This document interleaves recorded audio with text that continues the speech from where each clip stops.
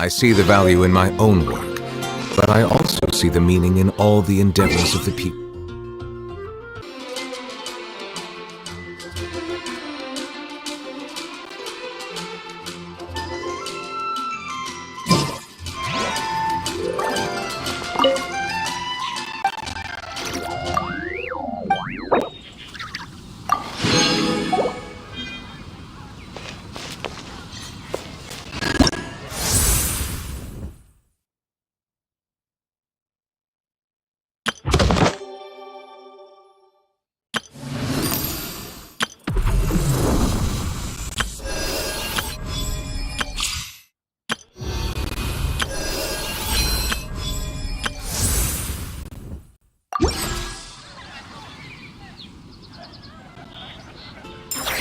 O traveler from beyond this world, will you witness this tale unfold? Alice? You recognized me just like that? Maybe I need to work on my impression. Anywho, come to Star Sand Shoal. There's a little something I'd like your help with. Well, it wouldn't be Clay's mom without a hefty dose of mystery, huh? Let's go see what this is about.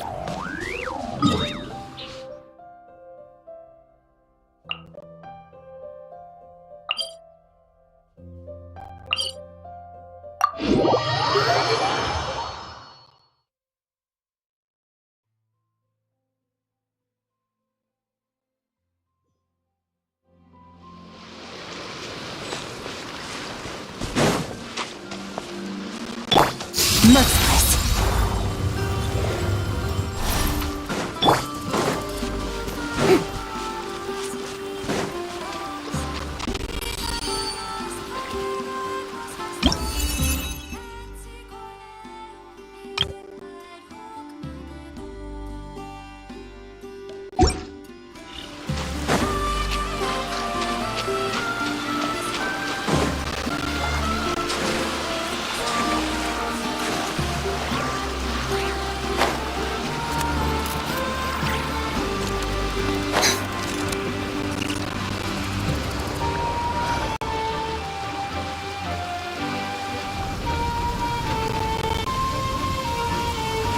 Oh, it's Durin!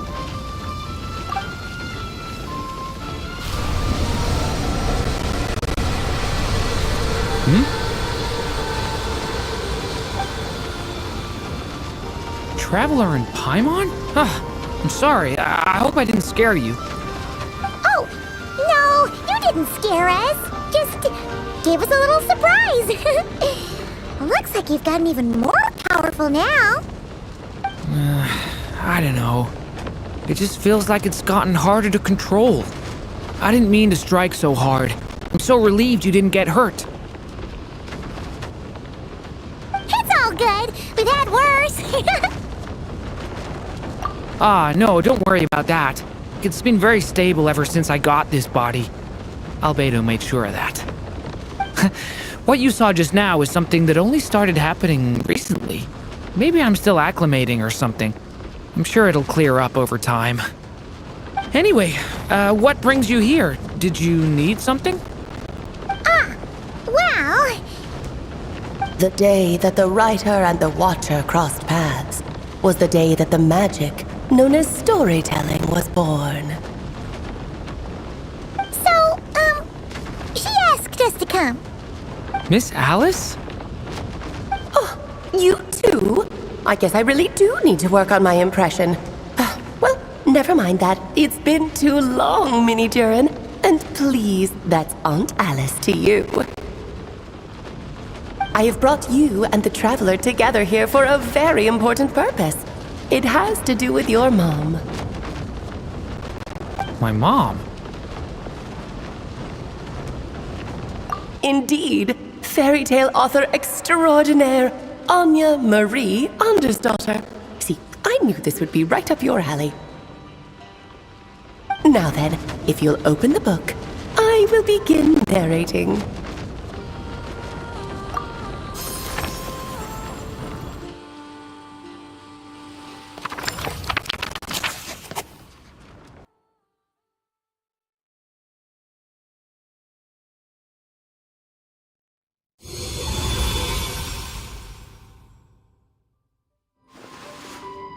Whoa! What is this place? It reminds Paimon of Simulanka. The two are indeed similar. Both worlds were built using the same magic, after all.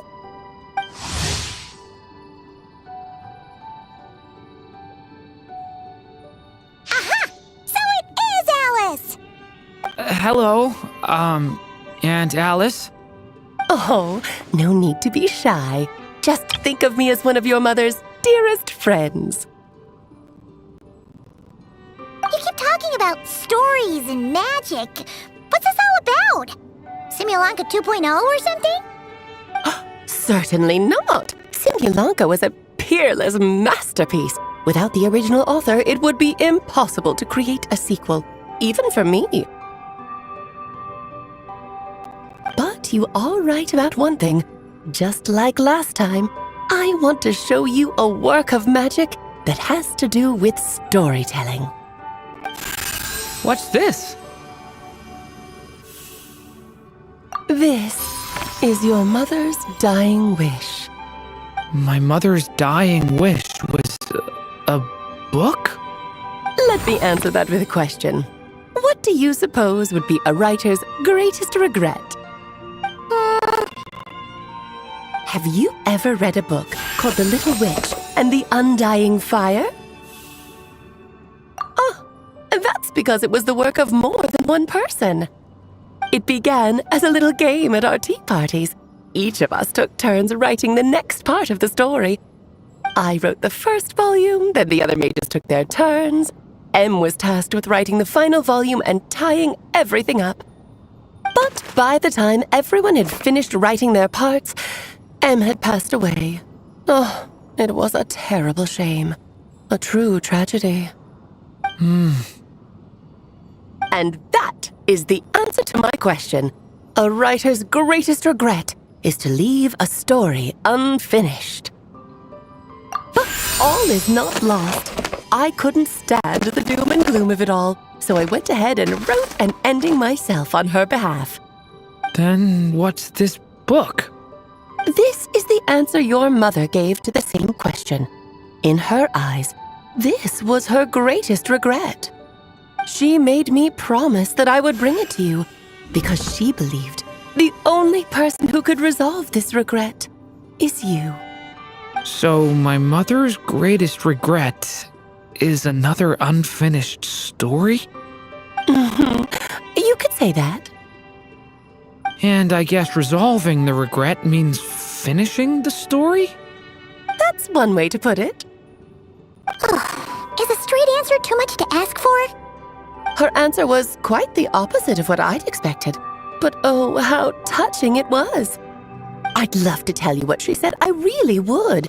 But that would spoil the plot, and we can't have that. Spoilers ruin everything. Oh. Just think of this task as giving a story a much-needed ending. All I ask is that you do your best. I understand. But I only just started learning human script, and I don't have any writing experience at all. Relax. Why else do you think your dear aunt went and found you two such wonderful helpers? With their experience, you'll have so many story ideas you won't know what to do with them. So don't be shy to ask lots of questions. Yeah, if it's to help Durin fulfill his mother's dying wish, then we're in. Aunt Alice, could I ask, what kind of story was my mother hoping to write? I had a feeling this might come up, but that answer isn't mine to give. You'll have to find it yourself, here inside this book. Don't worry, we'll help you come up with loads of ideas. Yeah, let's find a nice spot where we can settle in and read through this thing. We could even get some snacks, too. Ooh, the actual process might not be quite the walk in the park you're imagining, Paimon. Why's that? Because when Em created this book, she borrowed my magic. In other words, it's not a book you can just pick up and read. It's a magical book. Its chapters are scattered through memories of the past. Gather them all, and the book will show you its secrets. So, where are we supposed to find these memories? Em left a trail of clues for each unfinished chapter. Follow the hints, and you'll find them. Oh, and when it comes to adding to the story yourselves, you'll need to use this. And this is... This, my dear little Paimon, is the ink Em left behind. Infused with a little of my own magic, of course. If you're planning on writing something inside the book, you'll need it. It's extremely precious, so be sure to use it sparingly. This is all that's left. So we need to search for the memories and keep an eye on how much ink we're using. It just had to be a wild goose chase, didn't it? Perhaps it's just another form of storytelling. Em was ever so creative when it came to things like that. Just think of it as a little challenge your mom left behind. Who knows? There could even be a mysterious prize at the end of it all.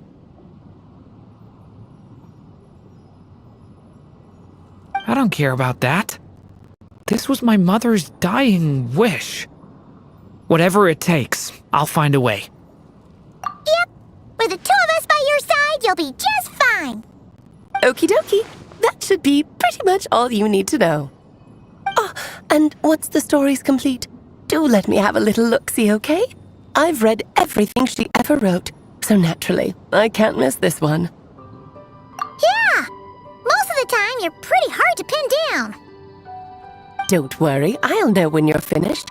Just wait for me to reach out. All right, off you go. I can't wait to hear how the story ends.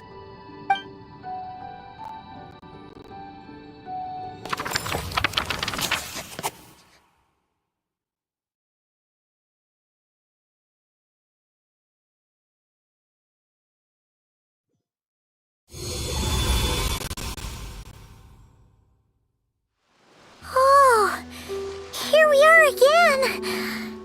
Alice's magic really is incredible, huh? Right. Alice mentioned we should be on the lookout for clues.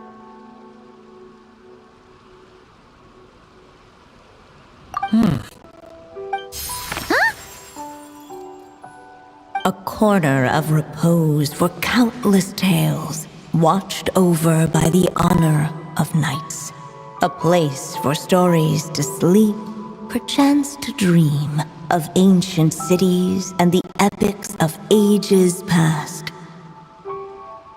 There, a witch once spent a sleepless night, and all to bring forth a story yet untold.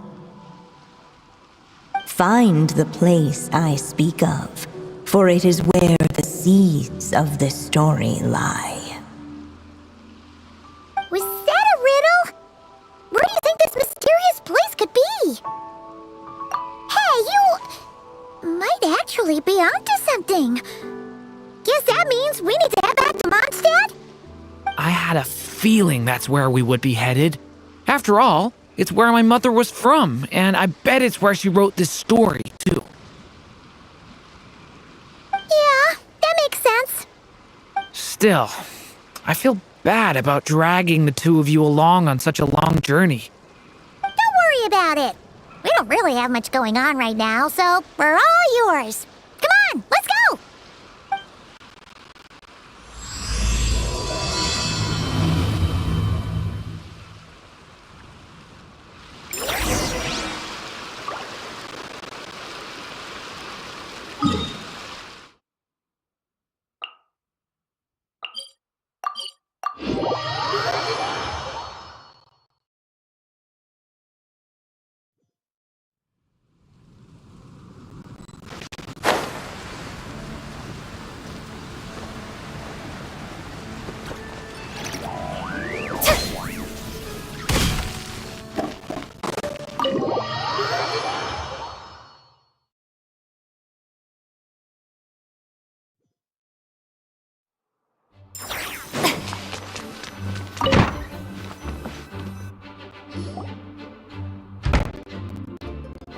Back in the Mondstadt Library, huh? Talk about a trip down memory lane. So, we're supposed to find the seeds of the story, right? What do you think that means? Well, we're in a library, so it's gotta be books, right? But seriously, there's so many here. How are we supposed to know which ones we need? Making a racket in a library? You should know better than that. Lisa! Oh, sorry about that. Now, who do we have here? Ah, my golden-haired cutie. And my little horn cutie, too. Sorry, Miss Lisa. I know you taught me to be quiet in the library, but Paimon was just trying to help. Please don't be too hard on her. Well, it has been far too long since we saw each other, so I suppose I can let it slide just this once. Back when he first arrived here, poor Jean wasn't sure what to do with him, so I stepped in to lend a hand. I figured if I can handle a boy raised by wolves, then teaching one who's part dragon should be a walk in the park. Nice! Sounds like Durin was welcomed with open arms. Why, of course. Now, let's save the reminiscing for another time. I'm sure you're here for a reason. Did you need to borrow some books? It's kind of hard to explain. Maybe you could take a look at this. Oh?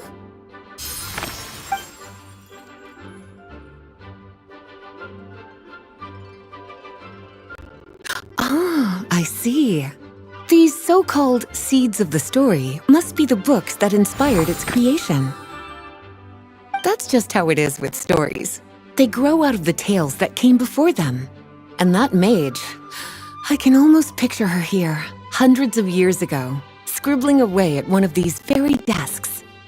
But we don't know anything about this story. How are we supposed to figure out which books inspired it? As it happens, just before I found you here, I was looking into something rather peculiar. One of the knights reported seeing some books that weren't listed anywhere in our catalog. Stranger still, just as he went to reach out for them, the books vanished into thin air. And then, a while later, while he was browsing through other shelves, there they were again. Seriously? That particular knight knows this library inside and out. I'd be very surprised if he was seeing things. Something tells me these might just be the magical books you're after. According to the report, there are 3 of these books in total. I'll be relying on you to track them down, cuties.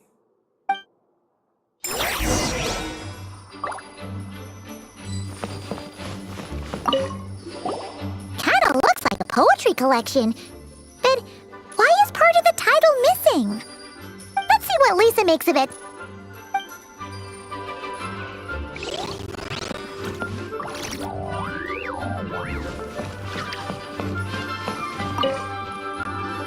Well, did you manage to find them?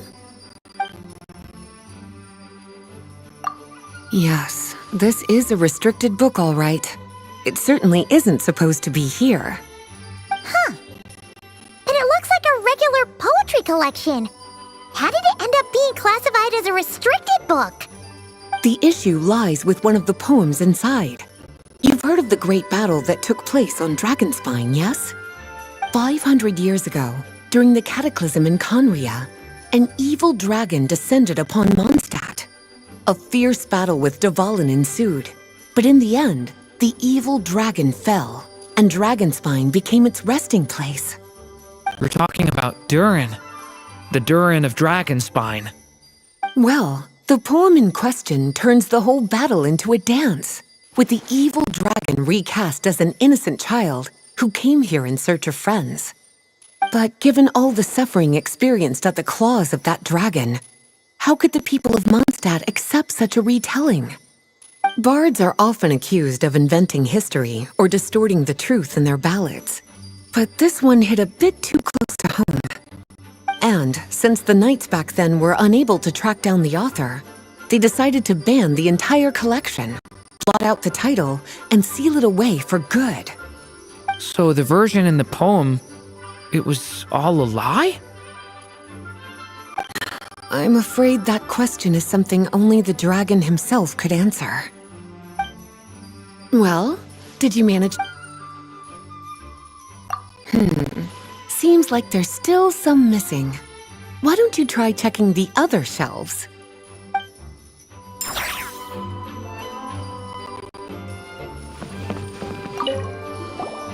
Second strongest spell in existence.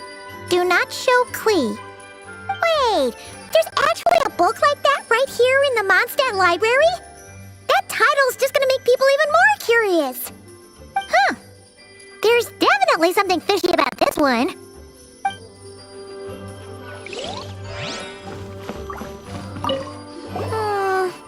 Let's hang on to this one for now. Could be one of the ones we're looking for. It's one of M's, after all. Please be quiet within the premises. You're making a racket.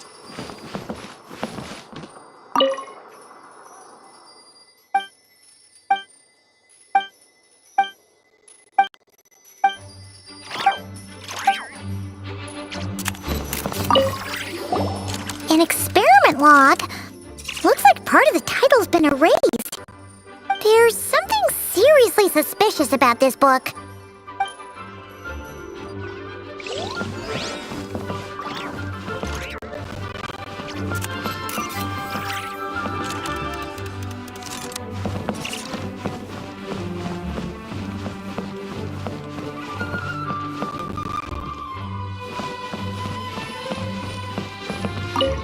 Oh, wait!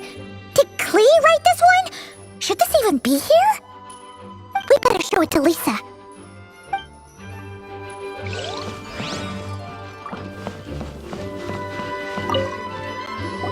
Well, did you manage to find them?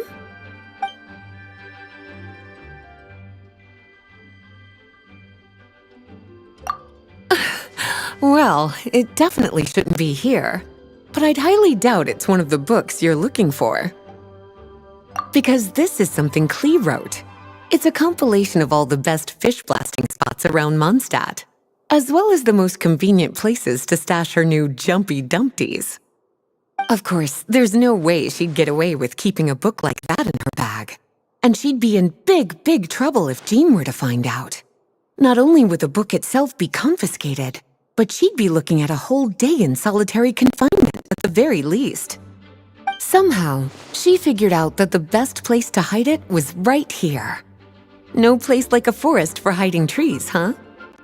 Now, every time it gets confiscated, she just writes a new one and sneaks it back in. Yes, so thanks for helping me find it. I'll finally be able to hand it over to Jean. Well, did you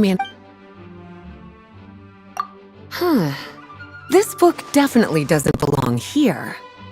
Yeah, we could tell just from reading the title. Albedo was the one who brought it in.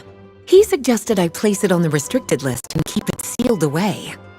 Why? He said it's full of forbidden alchemical formulas, some of which could even result in the creation of dangerous monsters. Apparently, the danger it posed was so great, he didn't even feel like it was safe to carry around or keep it in his workshop. Really? Definitely sounds like it shouldn't be here then. Still, If that maid read this book too, it must have been written a lot earlier than I'd imagined. Well, did you man? Truly extraordinary, and certainly not the kind of thing that should be just lying around. In fact, Miss Alice gave strict instructions about it. So, it's some kind of book of spells? Paimon's guessing magic this powerful should be kept a secret. It's true. This book does contain one of Miss Alice's spells. But honestly, virtually no one could actually pull it off, even if they tried. The only reason it's even meant to be in the restricted section is because we can't let Klee get her hands on it. After Klee was born, Miss Alice advised us to seal it away. She even added that little subtitle herself. So, it's to keep it away from Klee, huh? Does that mean she could use it to cause even more mayhem than she already does with Jumpy Dumpty? No, that's not it. As Miss Alice herself put it, letting Klee see it too early would spoil the surprise. Well, would you look at that? Seems like these are the little troublemakers you're after. And all three just so happen to be forbidden texts. What kind of story requires reference material like that, I wonder? Forbidden texts? You know, the first time you mentioned that the library had a restricted section, Paimon thought you were just trying to scare us. Are you saying it actually exists? Not really something you should be poking your little nose into, is it, cutie? Sorry. Seeing as it was Miss Alice who asked you to look for these books, I won't question the matter. But they'll need to be sealed away again once you're done, so don't forget to return them. Don't worry, Miss Lisa. I won't forget. Well then, that's all from me. After all that hard work, I think I've earned myself a nice cup of tea. Alright, we've gathered all the reference books. What's next?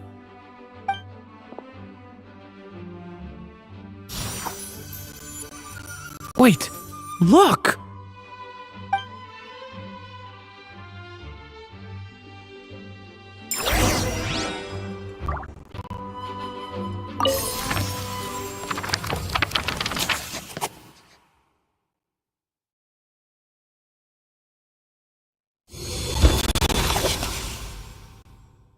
Long, long ago, an evil dragon descended upon the human world, bringing terrible calamity in its wake.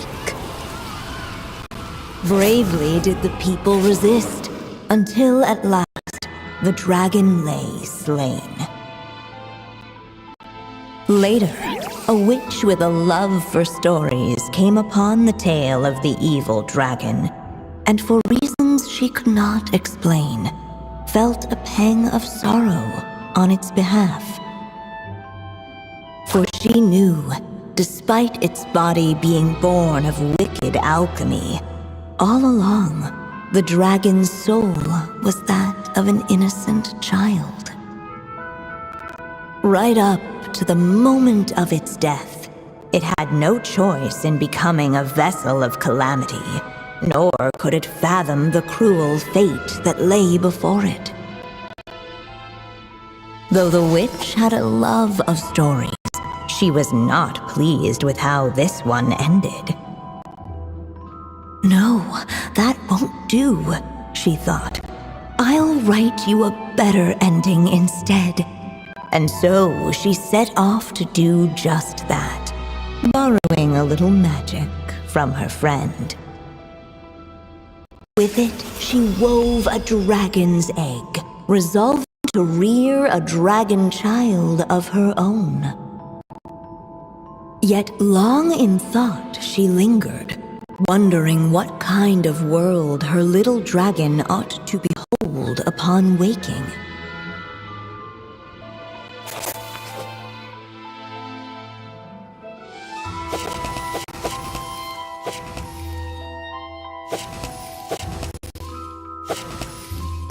At last, she made her mind up, adorning the cradle with a wisp of woodland air.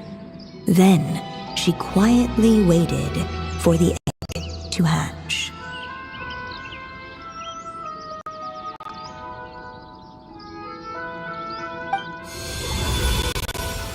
Whoa! We're actually inside the story!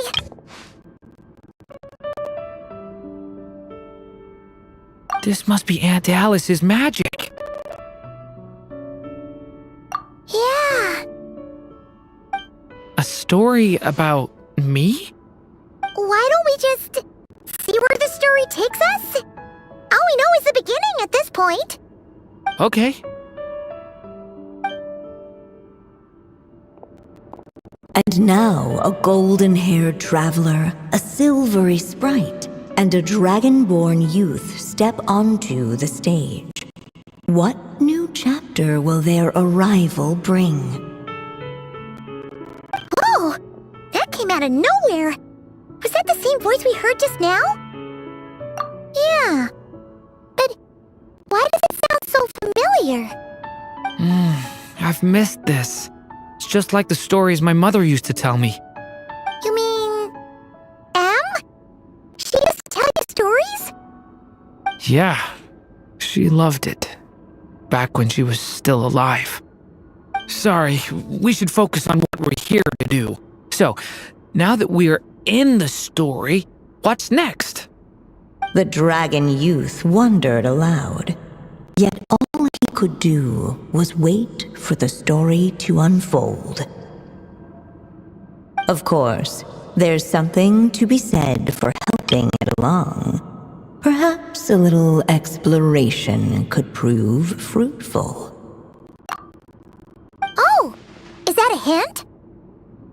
Yeah, I agree.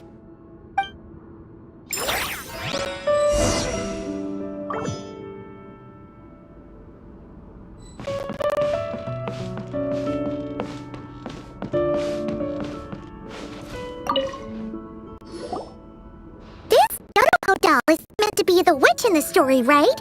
Wait a second. All the people we've seen that look like that turned out to be mages from the Hexen Circle. Do you think the witch in this story is one of them too?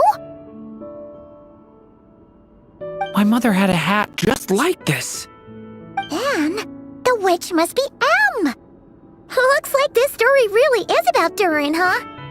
Whether the sprite spoke true or not, it had little bearing on the story at hand. For in that moment, what mattered most was not that she was a witch, but a mother waiting for her child to hatch. Let's keep looking.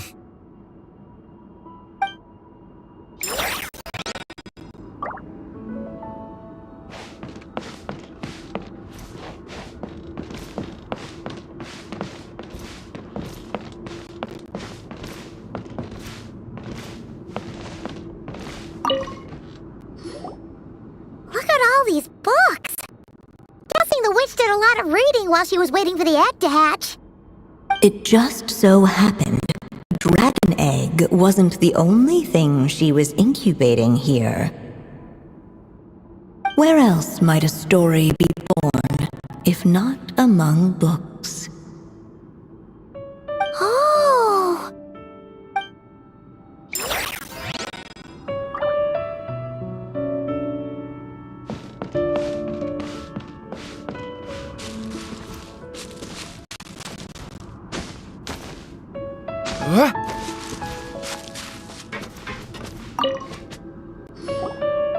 This must be the dragon egg, right? Looks like it's gonna hatch any moment now. So we've got a dragon egg about to hatch, a witch who loves stories, and that evil dragon we heard about at the beginning. Yep, it all adds up. This is my story, isn't it? Okay, so how are we supposed to help the story along? It feels like all we can do right now is wait. Apparently, it hadn't dawned on the group to look for a way to help the egg hatch faster. Oh, right! We're at the point in in the story where we're waiting for the baby dragon to hatch. So that has to happen before the story can continue. With the flames at his command, perhaps the dragon youth might be able to provide the egg with sufficient warmth. What? You want us to roast the dragon egg? The silvery sprite's surprise betrayed her lack of reading. For in countless tales it is told that only by fire's embrace will a dragon's egg hatch swiftly. Huh, you kinda have a point there. Okay, I'll see what I can do.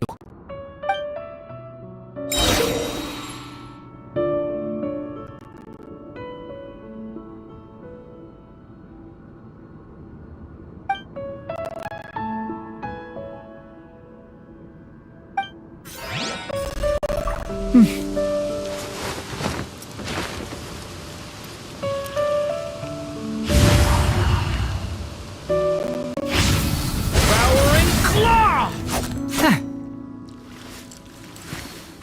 Element for the end! Clearly, both the golden-haired traveler and the dragon youth were eagerly awaiting the little dragon's birth, though perhaps their longing burned a little too brightly. Still, such fiery anticipation might itself become a blessing.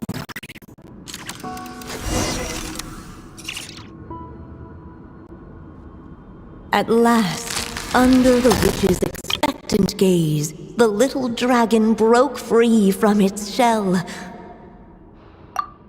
No living being has ever decided the moment of its birth. You were no exception, my child. I brought you into being because I willed it so, just like the witch who created that evil dragon. But I promise you this, your birth was wanted. You are loved, and you will have a different fate than the dragon that came before you. You've never told me those things before, but for some reason, I always knew. Thank you for bringing me into this world.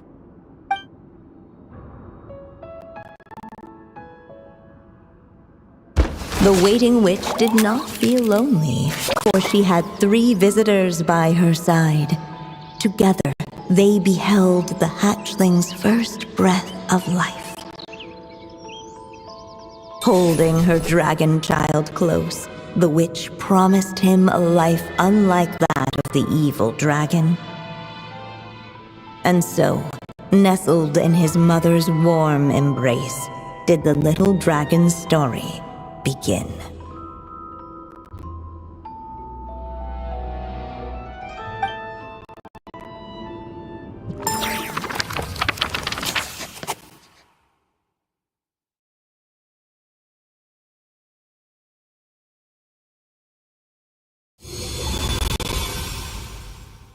Wait, isn't this Mondstadt?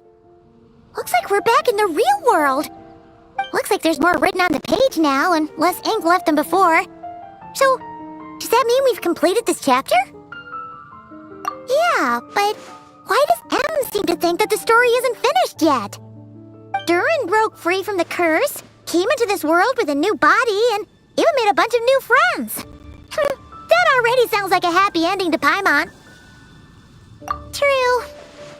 Everything's always so mysterious with these mages.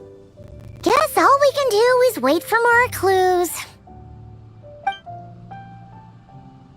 Huh.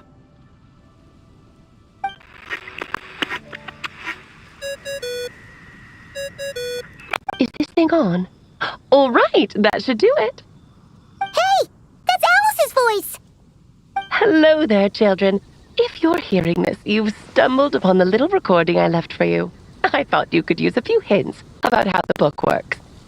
By now, I'm guessing you've already begun to leave your mark on the story.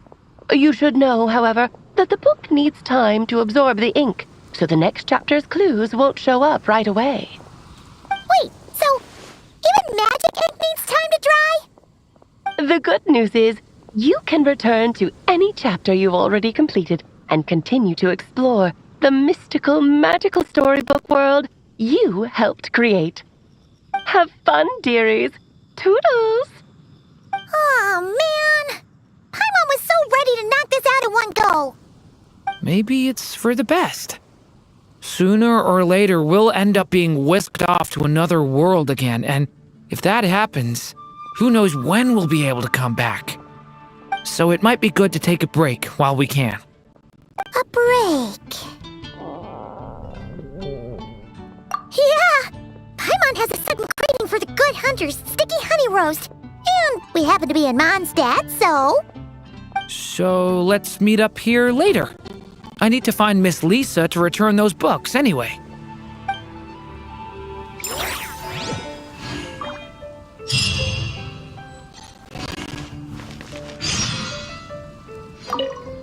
Aunt Alice said we can return to the story world at any time. If you feel like checking it out again, just come find me.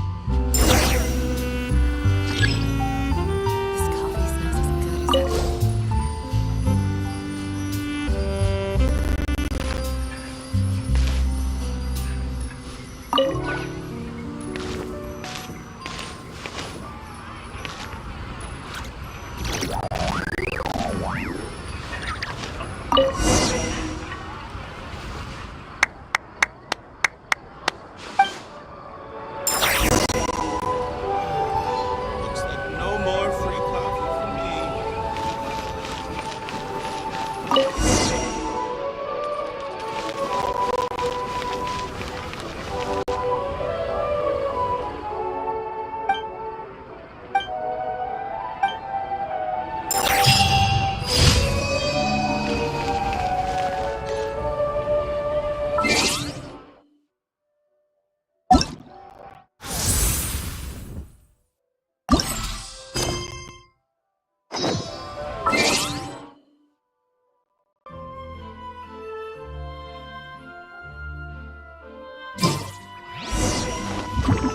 Let's go find Durin and see if that book has any new clues.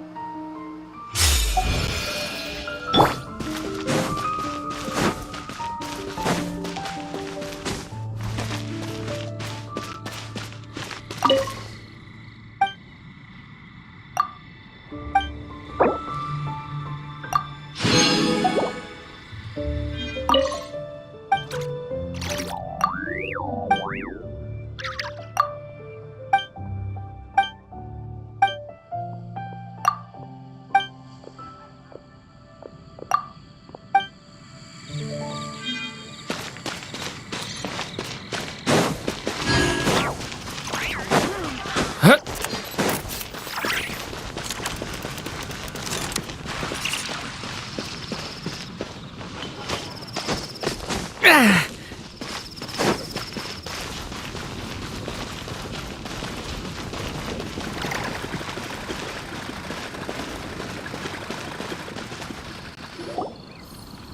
Durin!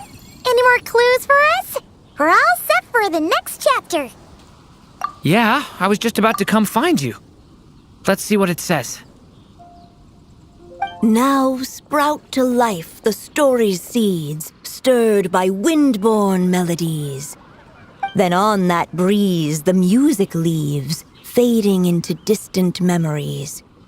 Seek the place where wind and tale entwine, and once there, make 3 riddles into verse, and 3 melodies into song. For in poetry and song will this story start to blossom. Come on! Another riddle? All that talk about wind and melodies? What do you think the answer could be? Oh! Care to elaborate? Wind, music, poetry. Tone-deaf bards gotta know the answer. You mean Lord Barbados? Albedo introduced us when I first arrived in Mondstadt.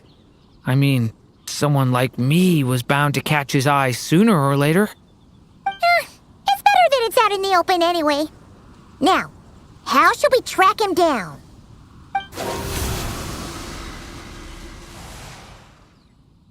I'm pretty sure he's already caught wind of what's going on here.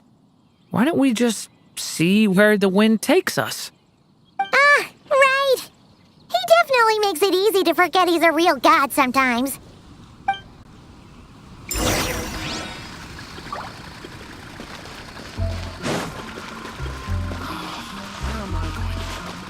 I'm gonna sing it one more time.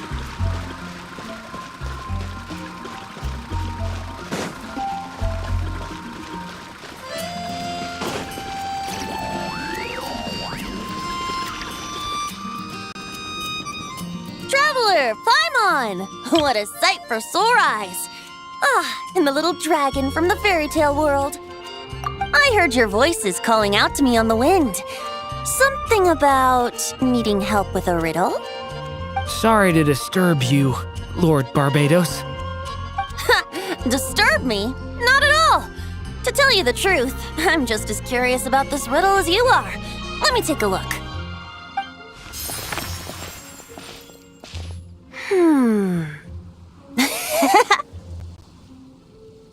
What is it?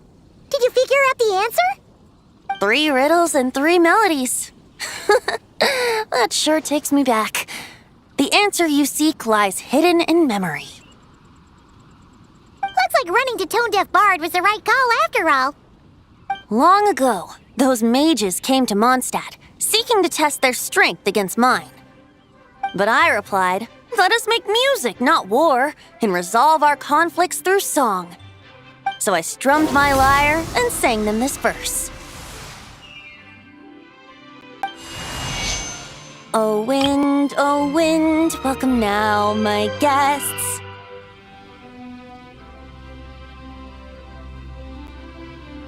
Pass through verdant leaves unseen, where shape your formless self may take, and offer up a graceful scene, a fleeting gift for welcome's sake. Leap at the edge of a sea of clouds, where land meets sky and sky meets ground. There frighten off the noisy crowds and bring my guests a calm profound. Fly beneath the stars up high, where mortal noise is swept aside, that my dear guests with starry eyes may share the dreams they hold inside. Now go to where I vowed to keep a quiet spot for them to sleep. No clash, no contest bars the way, just tea and mirth to fill the day. There you have it, the 3 melodies. As for the answers to those 3 riddles, I trust you can guess them by now. The woods, the edge of a cliff, and the sky? Correct! Funnily enough, your mother was also the first to solve it, all that time ago. There must be some kind of special rapport between those who write stories and those who sing them. The woods, a cliff, and the sky. Oh! So that's where it is! I suppose the spot that answer points to is where you're headed next. You should know, after solving my riddle, the mages even accepted my proposal and made that location their official meeting spot. And going by what your book is suggesting, once you found it, you might want to try playing the melody I just shared with you. Guess you can be pretty reliable when it counts, huh, Great Animal Archon? Thanks for the help, Lord Barbados. Still got questions for me, huh? Yeah, you must have read countless tales in your time, being a wandering bard and all. In your experience, why might an author consider a story unfinished? Unfinished? Well, I guess if there's something left to accomplish in the story, or, if the last line goes, "To be continued." Huh? Wow, your helpfulness lasted for like 1 second. In all seriousness, I would think the answer to that question lies in your mother's story itself. It's not my place to pry any further. All right then, we should get going.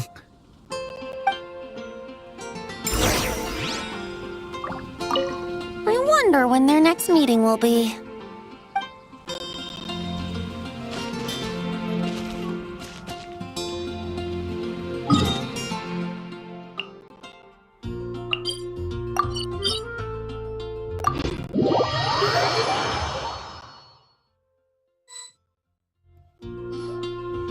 Okay, we're here! Now, we just need to play the 3 melodies, and we should be able to gather the memories for the next chapter, right? A musical performance? Huh. Out of all the things Miss Lisa has taught me, that's the one I'm worst at.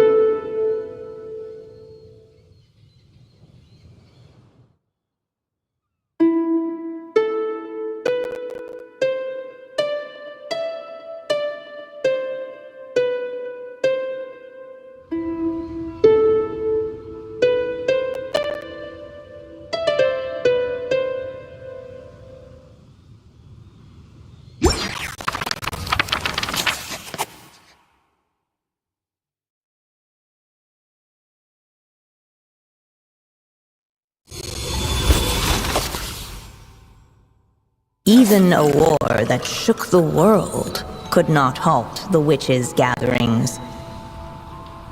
Yet even so, with the passing of time, 3 of their teacups no longer came to be set.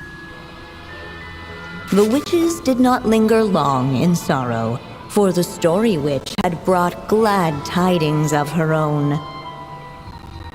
Born was her dragon child, safe and sound.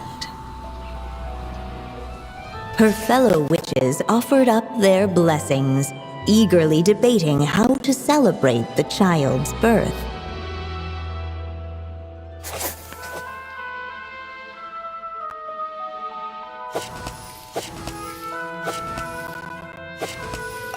In the end, they settled on the sweetest candy they could find. After all, what could be sweeter than the arrival of new life? And so, the witches' gathering turned into a birthday celebration.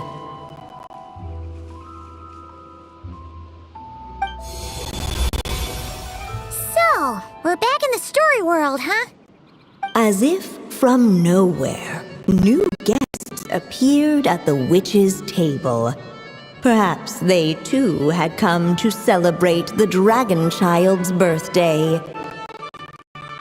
Yet while everyone else was busy thinking about what kind of gift to offer, these three seemed to have come empty-handed. Hardly the recipe for a warm welcome to a birthday party, now is it? A gift? Hey, what's this all about? We only just found out this was a party. While the guests voiced their complaints and grievances, perhaps they should have been wondering what kind of gift to give instead. So, we need to bring a gift to advance the story? Ah, where are we supposed to get something like that? Perhaps it would be a good idea to have a look around. Why didn't you just say so?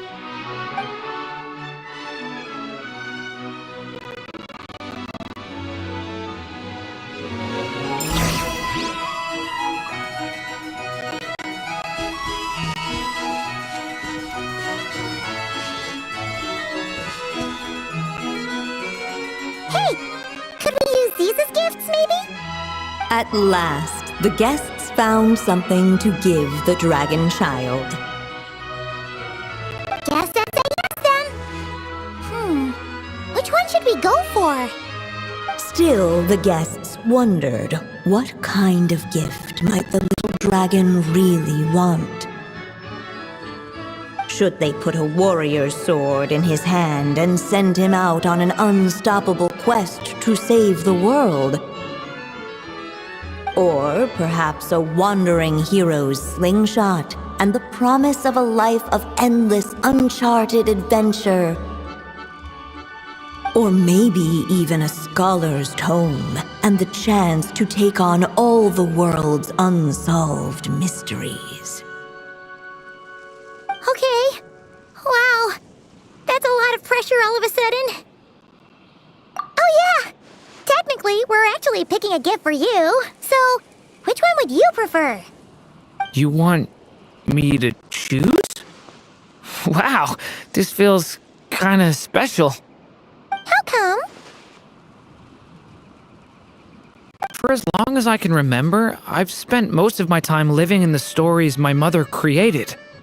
I always thought my mother had everything written out for me already, just like the toy figures in Constellation Metropole. What I wanted to do with my own future. That's something I've never really thought about. What did I want back then?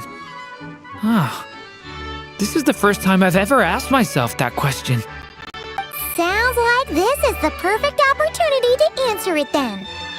It's been a while since you left Simulanka, and after everything that's happened, it might be about time to start thinking about your future. Then let me give it some thought.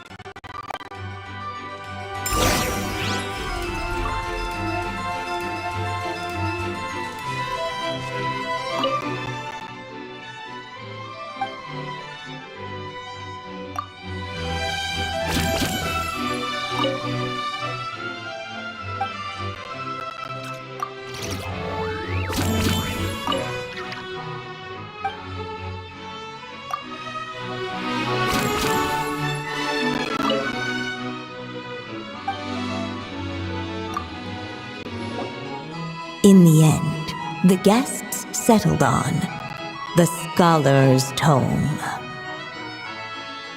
So you're the scholarly type, huh? I just feel like I should learn more about the way the world works. What makes you say that? I'll give you an example.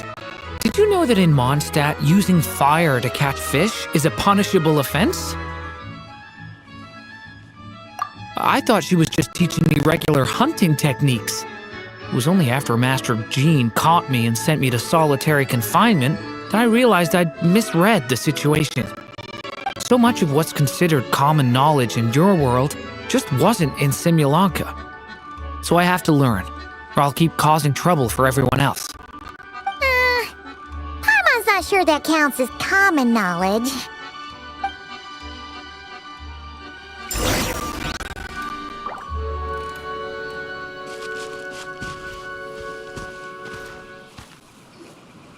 Alright, they should let us in now that we've got a gift, right? Hello there. Brought a gift this time? The newly arrived guest presented his gift, wishing the little dragon a future as a wise and accomplished scholar. Accepting the guest's blessing, the Story Witch invited him and his friends to take their place around the table. Finally, she could introduce them all to her dragon child, telling all in attendance about the moment of his hatching, and of course, the name he'd been given. It was then that the Seer Witch, diviner of the stars, withdrew her gaze from the heavens and turned a sorrowful glance upon the little dragon. You gave him the same name as that evil dragon? That's right. But the life I intend for him shall be very different. What folly to love so blindly. For as you must know, a name is the mirror of destiny itself. He who bears an evil dragon's name must also inherit the fate of its previous owner. His fate has been foretold. Then I'll rewrite it. The witches at the table fell silent, for they knew the Seer Witch's words had never once proven wrong. Yet, just as clearly, they recognized the Story Witch's resolve, for there is scarce a force in this world more fearsome than a mother's love. At last, the Merry Witch stepped forward, dispelling the uneasy silence. So be it. Then we'll all lend a hand.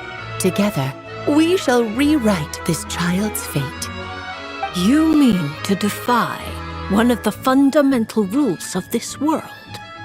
I refuse to be shackled by such rules. Besides, this is a witches' gathering, is it not? What could be more fitting a subject for this occasion than to defy them? Oh? Sounds like an interesting experiment. I suppose, were we to succeed in this endeavor, we might bring a touch of wonder to this otherwise dreary sky of stars. The Merry Witch finally talked them all round, just like she had done many times before. Warm and strong as the sun she was, so much so, in fact, that those who her light shined down upon had no choice but to bask in it. And so the witches readied their gifts, 3 marvels of the cosmos. For this child, I shall decipher the ravings of the heavens and lay bare before him the trickery of fate.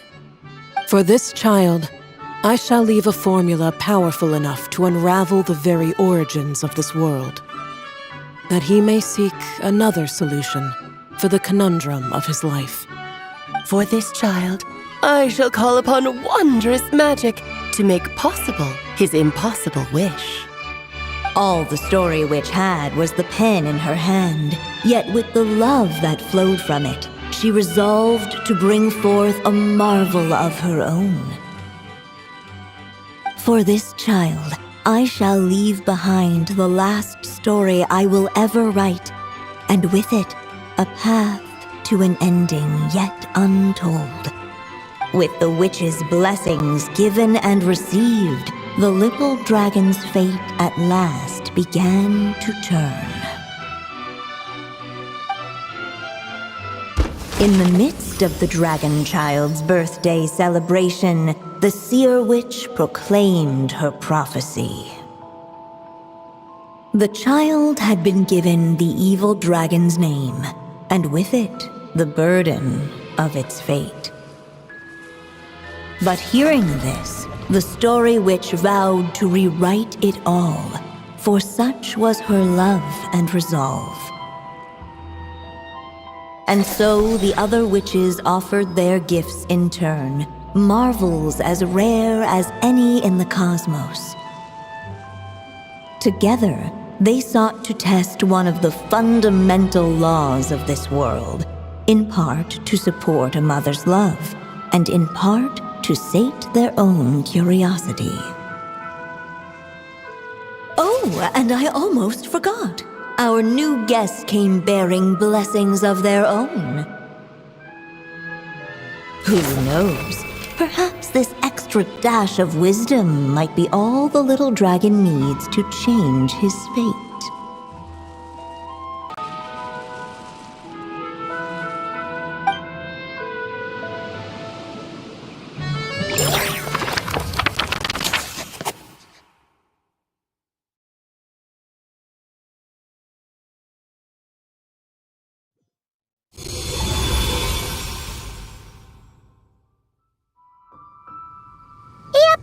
Looks like we've completed this chapter, too.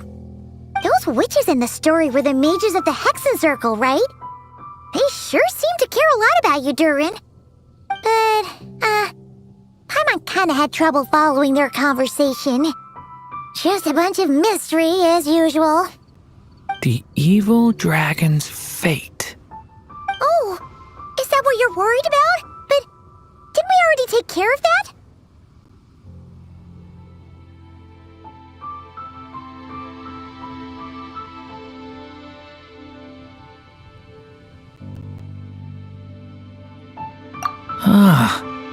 The mages must have had a hand in that, too. Also, I was just thinking, which part of the story are we even meant to be completing? Oh,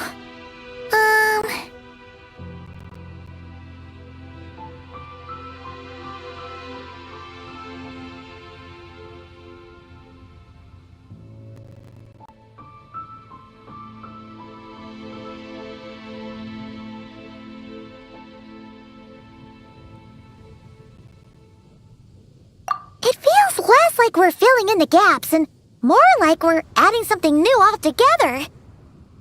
But we use the ink, right? And the book hasn't given us any more clues, so that must mean our task is complete. At least for now. Yeah, I guess we're doing something right. Maybe I'm overthinking things. It's just, this is my mother's final wish, so I don't want to mess it up. Anyway, thanks for all your help. I'll let you know as soon as the book reveals a hint about the next chapter. Okay then. See you in the next chapter.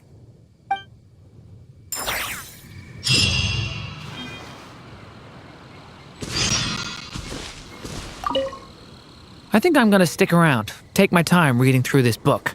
If you feel like jumping back into the story, just come find me.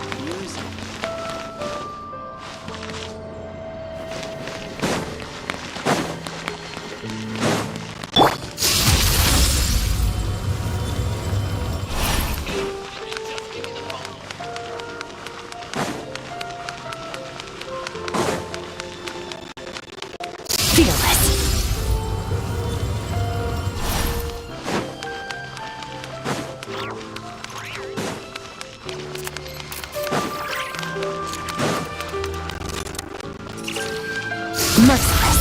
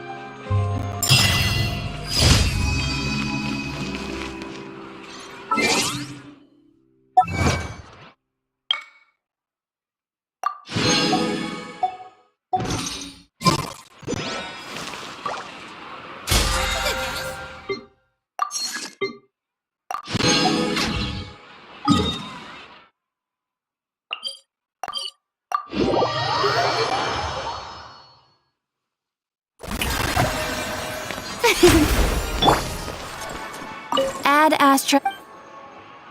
Thank you for Ad Astra.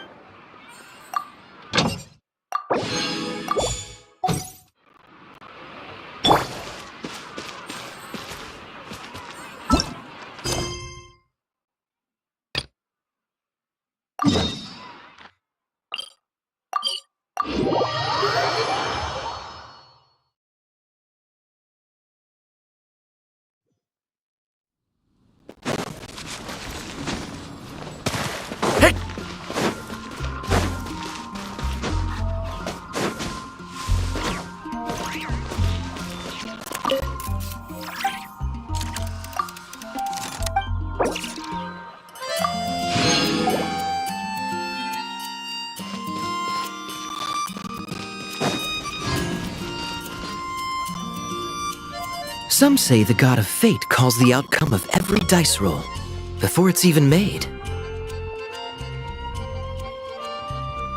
And that's why the secret to winning a lot of games is having that god on your side.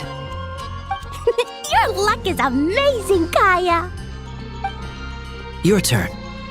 Give it another shot. Fear not, O Crimson Dragonborn, for I, the Princess of Ertalang, have bestowed upon you the benediction of the midnight hour, and with it you shall surely smite this usurper. Mein Fräulein means to say she's rooting for you in secret. Oh, and that you must, at all cost, defeat the one who snatched her limited edition card back.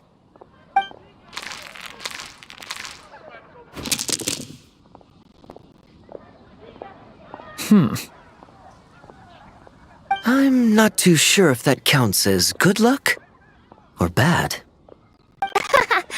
Tis not but the perfidious machinations of fate.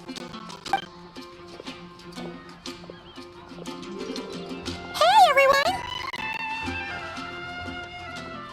Miss Honorary Knight and Paimon, you're back! It's good to see you, Honorary Knight. Mein Fräulein is quite invested in the outcome of this match, so please, Allow me to extend greetings on her behalf. Of course. But if you're out playing cards, how come you're not over at the Cat's Tail? There's something about our horned friend over there that seems to frighten off little animals. Could be because he used to be a dragon. Normally, the animals just steer clear of him, but in the close confines of the Cat's Tail, let's just say, the feline residents probably consider it their turf. And we all know how dangerous a cornered cat can be. I just wanted to borrow one of their nests for a nap. One of their nests? Wait, you mean a cat sofa? Yeah, it's more comfortable for me. I can stretch out just the way I like. But it turns out the Black Cat and his minions are quite territorial. Luckily, Miss Diona helped smooth things over, and they finally agreed to let me use one. But, I only get to use it after dark. Oh, Diona stepped in! You know, underneath it all, she really does like helping people. The more likely reason is because Durin won't touch a drop of alcohol. As far as Diona's concerned, that pretty much makes them two peas in a pod. It's a shame, really, considering everything Mondstadt has to offer in that regard. Mondstadt's alcoholic drinks are a bit too much for me to handle right now. But maybe someday. There's no need to force it. Who says you have to drink just because you're in Mondstadt? Yeah, it's just, I'd really like to make some more friends. So I need to learn how humans socialize. I guess alcohol is usually involved, though. But that's why I started learning how to play Genius Invocation TCG. It's also a kind of social activity, but it doesn't involve drinking. And I've been lucky enough to receive the guidance of the Prinzessin de Verurteilung herself. Exactly! Who needs alcohol when you can make friends playing card games? Speaking of which, need any tips from the master over here? You'll wipe the floor with that opponent of yours. Paimon guarantees it. Unfortunately, with the luck he's having, not even that legendary card master from Sumeru could turn things around at this point. Yeah, that last roll wasn't great. But who knows? Maybe you'll have better luck next time? He keeps getting the exact same roll over and over. This is the third time already. If there really is a god of fate, they could have cut this kid a bit of slack. Like, I don't know, make it possible for him to roll at least one other side of the dice? I think I've lost. Must even a dragonborn, sanctified by the power of benediction, succumb to fate's insidious snares? Don't be sad, Durin. You'll definitely win the next round. You can even borrow Dodoko if you want. Mom says she brings good luck. Thanks, Klee, but there's something more important I need to take care of now. Oh, okay. So, the book's given us another hint, right? Yep, and I think I've guessed where we're headed this time. Come on, follow me. There will definitely be something that catches your eye. Miss Honorary Knight and Durin, are you heading off on a big adventure? But Master Jean said I can't leave the city today. Promise me you'll tell me all about it when you get back, okay?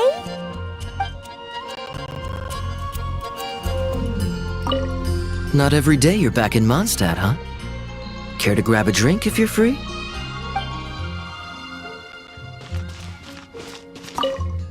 So be it. Such are fate's accursed wiles.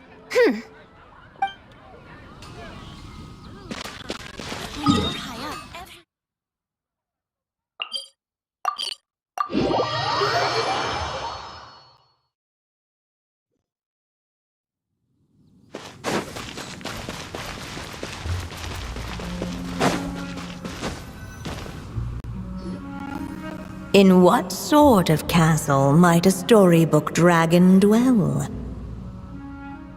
The witch turned to a mighty dragon born upon the wind to seek her answer. From afar, she beheld a solitary castle standing lonely beneath its wings, and wrote it into words. Its walls kept out the wind and rain, yet also cast a solemn shadow. Enveloped by their shade, the story's boughs were lulled into a torpid slumber and reached no further skyward. So that's the clue. I think we're meant to find a place where dragons live, and this time, in the real world. I asked around, and it just so happens that there's a place like that in Mondstadt. Yep, that checks out. I've heard that the dragon here is called Dvalin, and that he's a magnificent creature. I hope I get the chance to meet him. Wait a second. Do you think having the two of them meet is the best idea? You know, considering everything that happened in the past? How would we even explain everything to him? Well, if we do run into Dvalin, it should turn out okay with us here at least. Is something wrong? Nope. Let's go!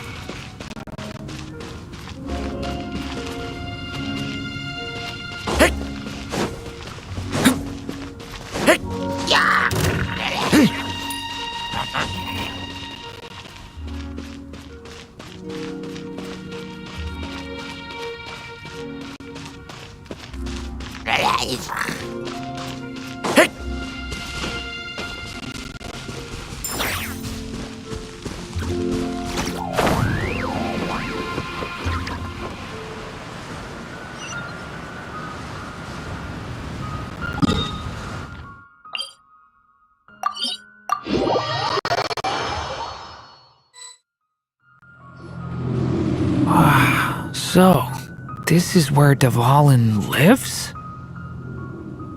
Yeah, right into the middle of a raging storm. If you're afraid of getting blown away, Paimon, you can always hang onto my sleeve. This isn't Paimon's first rodeo. Come on, let's get going.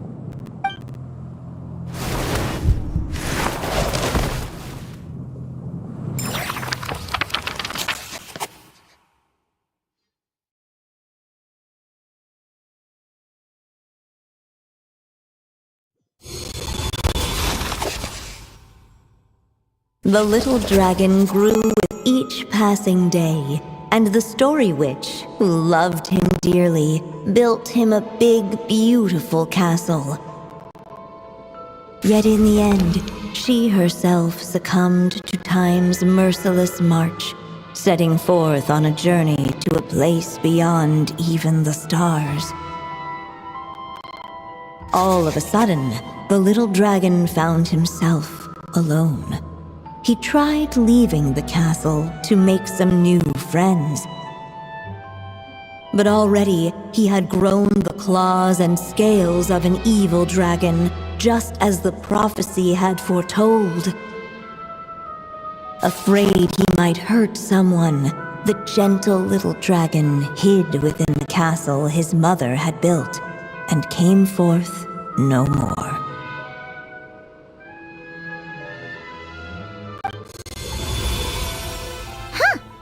We're back in the story world. And from the sounds of it, this chapter must be about Simulanka, right? Yeah, like the fairy from the Forest of Blessings, the king of Constellation Metropole, that cat lady who turns into a box. Ah, yep. That would be Nilu, Navia, and Kirara. Oh, and there's Hat Guy, too. Only lately, whenever I see Hat Guy, I get this strange feeling. What kind of feeling?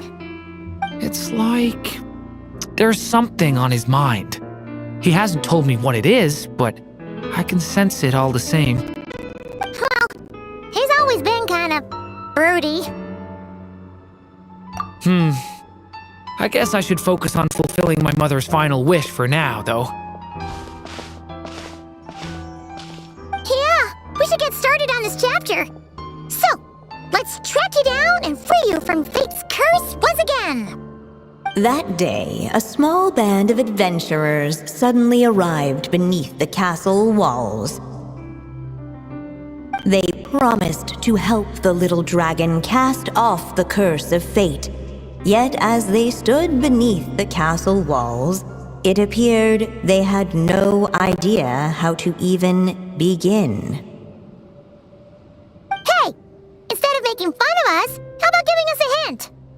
The little dragon had shut himself inside the tall tower at the castle's center. Anyone who wished to reach him must traverse the barriers that wall off his heart, for there is no other way. Looks like we're in for another long one. Let me try something. Ooh, do you have an idea? If that little dragon in the tower used to be me, then surely I'd know how he shuts people out better than anyone. Come on, follow me.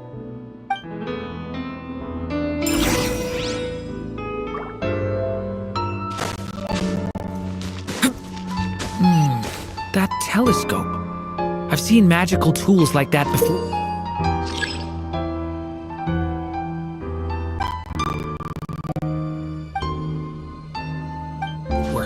It should come in handy.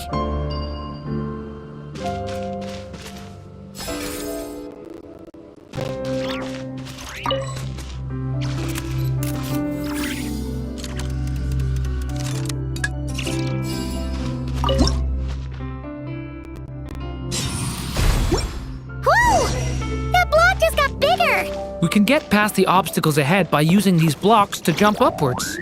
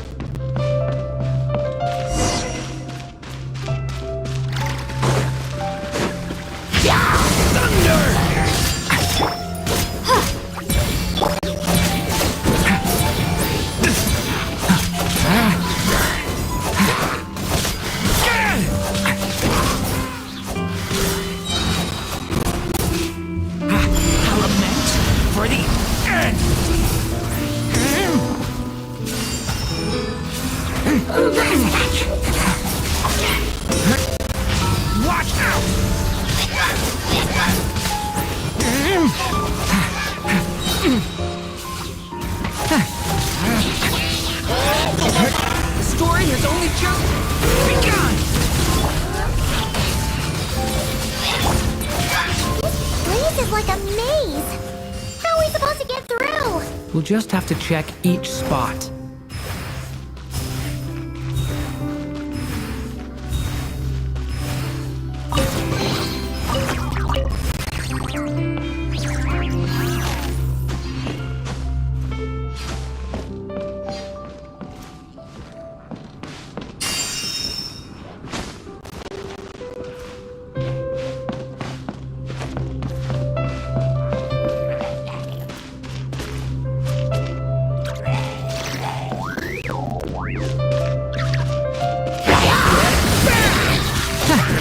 The abyss is burning shadow!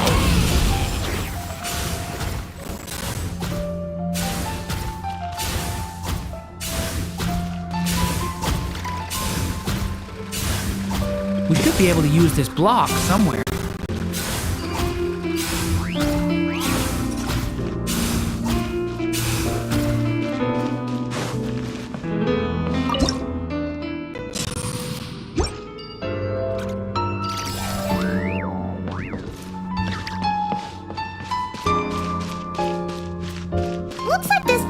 It's missing some blocks.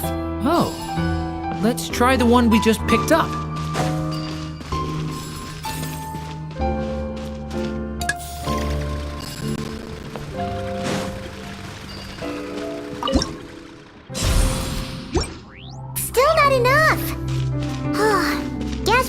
keep searching.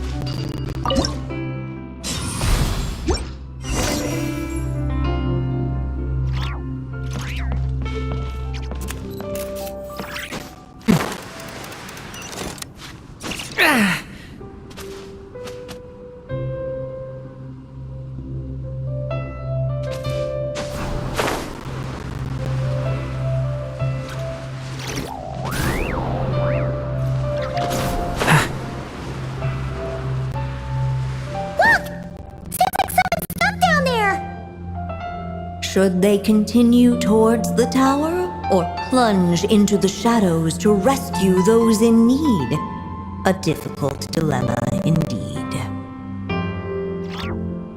The path to the tower is up ahead. We better stick with Durin.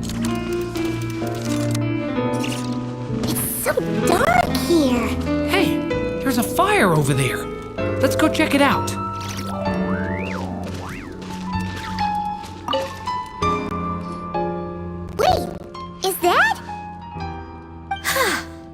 A little pixie that can fly. Are you here to help the dragon break his curse too? Ah, what's this? More brave adventurers bold enough to set foot in this castle?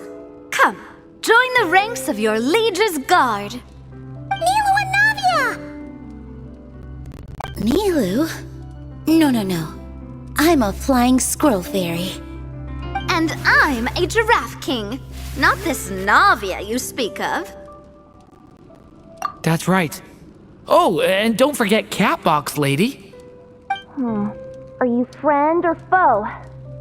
Friend! Definitely friend, Miss, Catbox Lady? Yeah, Simulonka is a big part of Durin's story. So, guess it's no surprise the people we were with there would make an appearance. Okay, I think I get it now. Flying Squirrel Fairy, Giraffe King, Catbox Lady, please follow me. The shadows cast from the high walls of the tower were manifestations of the dragon's loneliness, barring the path of any visitor who wished to be his friend.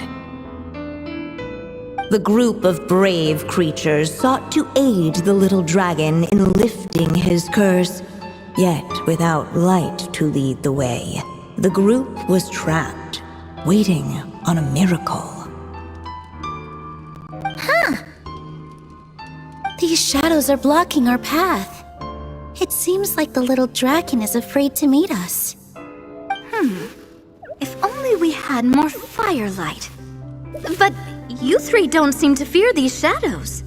Why?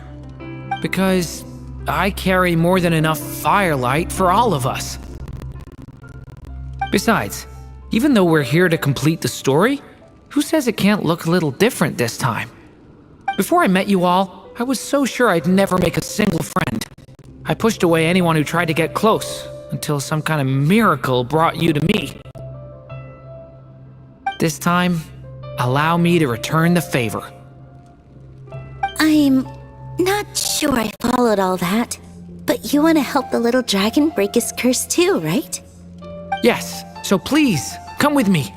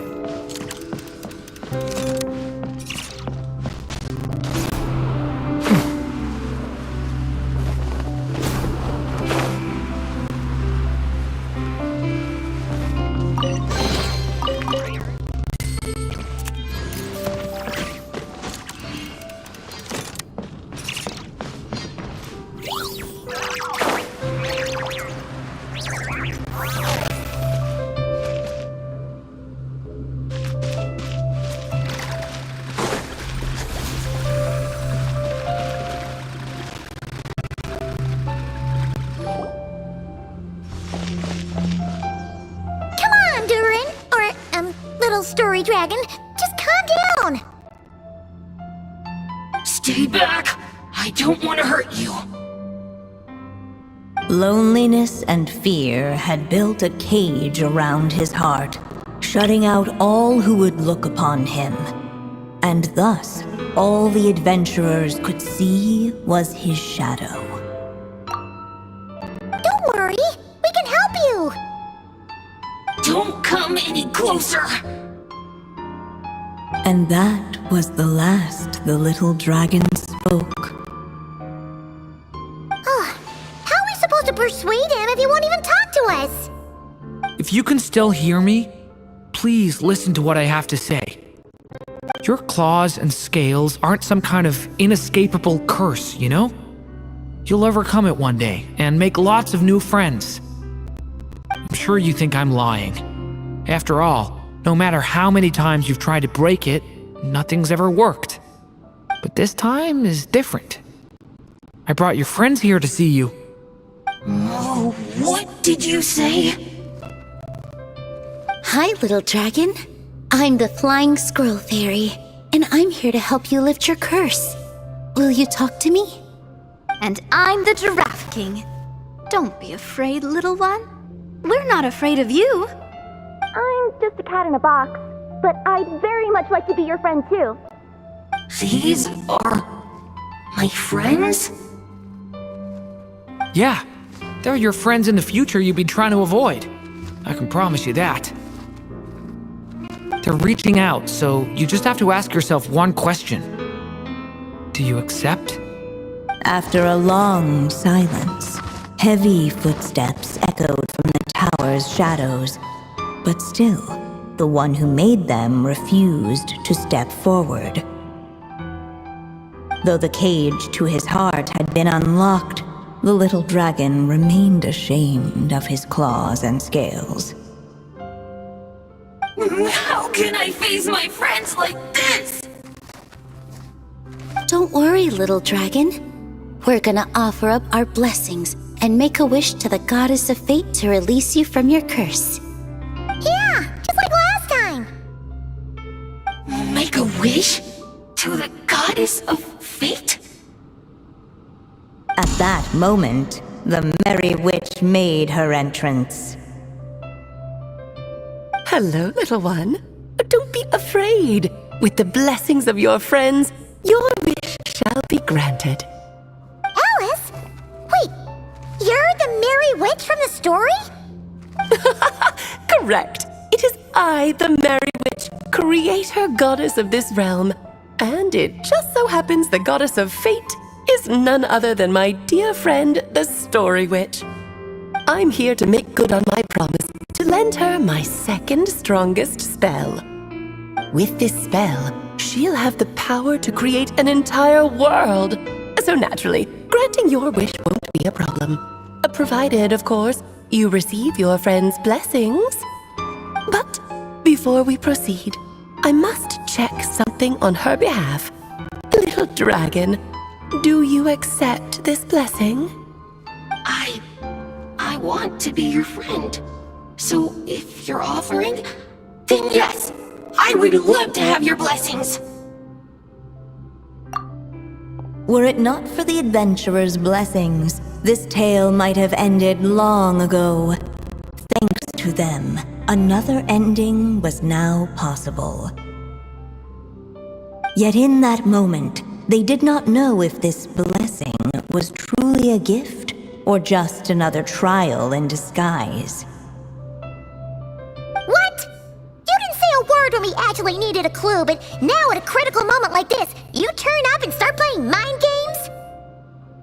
Another trial? Huh, that actually sounds about right. Be it the fictional problems of Simulanka or unavoidable conflicts in the real world, if you think about it, that's what they've been all along. But if it wasn't for those trials, I never would have met any of you. So, despite all that, I'd still like to give my blessings. That's the spirit! Come on, Durin! Let's help you make your wish come true again! On behalf of both my past and present selves, thank you, my friends. Fortunately, a brave band of adventurers heard tell of the little dragon's story. Determined to lift his curse, they fought their way through countless trials. To help him, they offered up their blessings and made a wish to the goddess of fate. At last, their wish was granted. Shaking off his scales, the little dragon stepped out of the tower's gloom. But his time in the world beyond the castle would soon teach him this gift would bring blessings and trials of its own.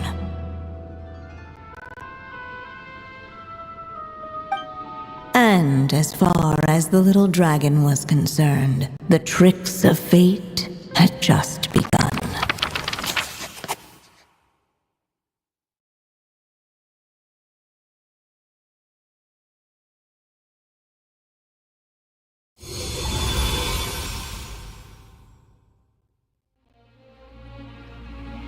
So, Durin's wish came true just like it did before. If this story was written by my mother, then surely that was the last chapter we just completed. Oh yeah! So, in other words, we finished it! Looks like that's a wrap on Alice's task, and there's even some ink to spare. Guess we'll have to wait for her to make contact, like she said. So, my mother's final story has finally come to a close. Sounds like you're a little sad to see it end. Back when I was still living in Simulanka, I was always under the illusion that my mother had never truly left. Every day I spent immersed in that world. It felt like she was right there by my side, still reading me bedtime stories. But now... Durin! That's right! And you've got so many other friends waiting for you back in Mondstadt! Yeah. Speaking of which, after all that flying around, Paimon's starting to feel hungry again. So, why don't we head back to Mondstadt? Perfect excuse for a big meal with the rest of the gang! Now that you've fulfilled your mom's final wish, a little celebration seems in order, right? It's just a pity we never got to see that big, beautiful dragon. You were really looking forward to meeting him, huh? He might not be here all the time, but Paimon's sure you'll get a chance at some point. All right, no worries. Anyway, since this feast is to celebrate me fulfilling my mother's final wish, I guess it should be my little treat. Pretty sure that's how humans do it, right? Nuh-uh. This one's on the Traveler and Paimon. Celebrating each other's achievements is what friends are for. Honestly, when it comes to who treats who, human rules are so complicated. See? He wants to be friends with you too.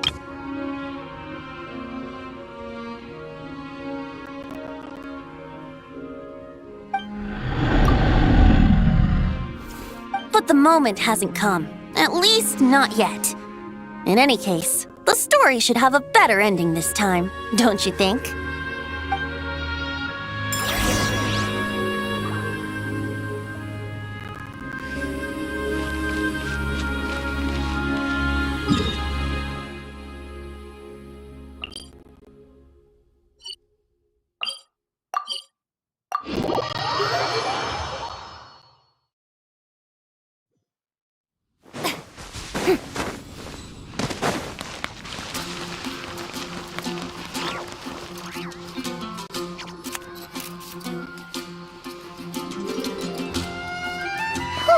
Feels like we were gone for ages.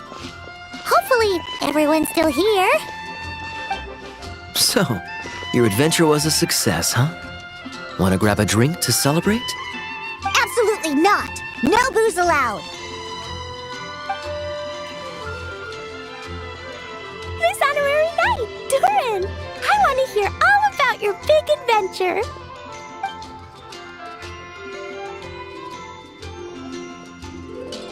We're gonna order a big meal for everybody first. We'll talk while we eat.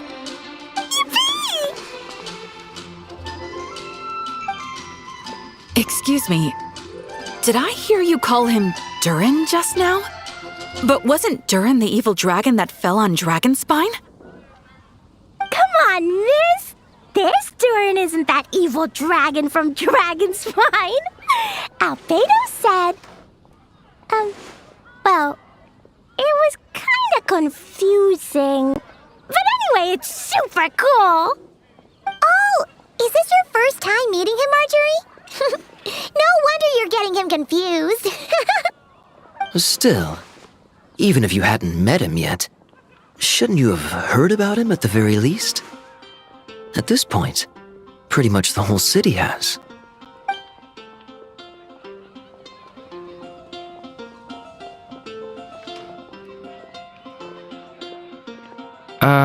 Why is everyone... So, what exactly is his connection with the evil dragon?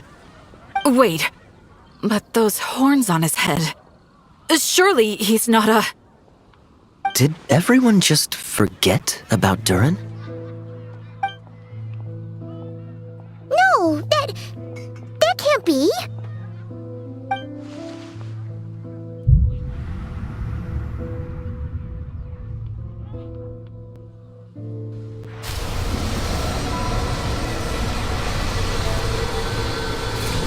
The tricks of fate had just begun.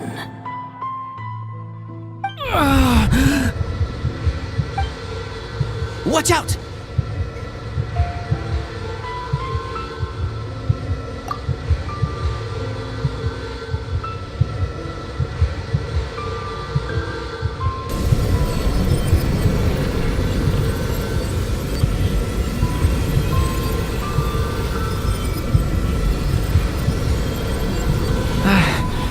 No one got hurt. Did they? Durin! Durin!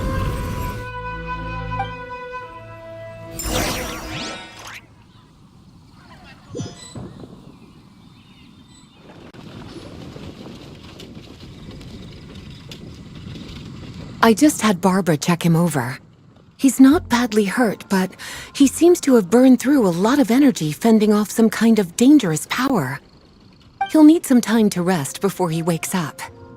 So, can someone explain what's going on here? It seems like, aside from Durin's close acquaintances, the people of Mondstadt have forgotten everything about him. How could that even happen? Worse still, the abyssal power within him is showing signs of extreme instability. Could be a separate issue, though. I'm not sure. If the abyssal power inside him spirals out of control, Mondstadt will be in grave danger. I completely agree.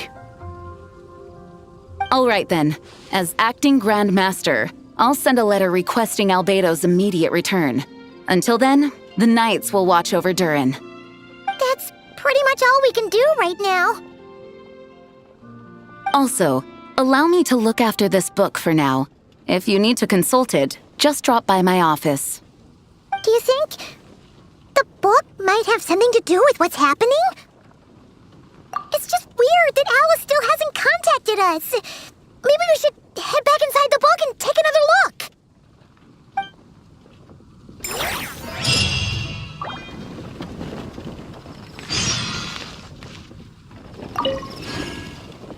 No need to worry. He's stable for now. Kali was really looking forward to hanging out with Durin. We'd better not tell her what's happened to him just yet.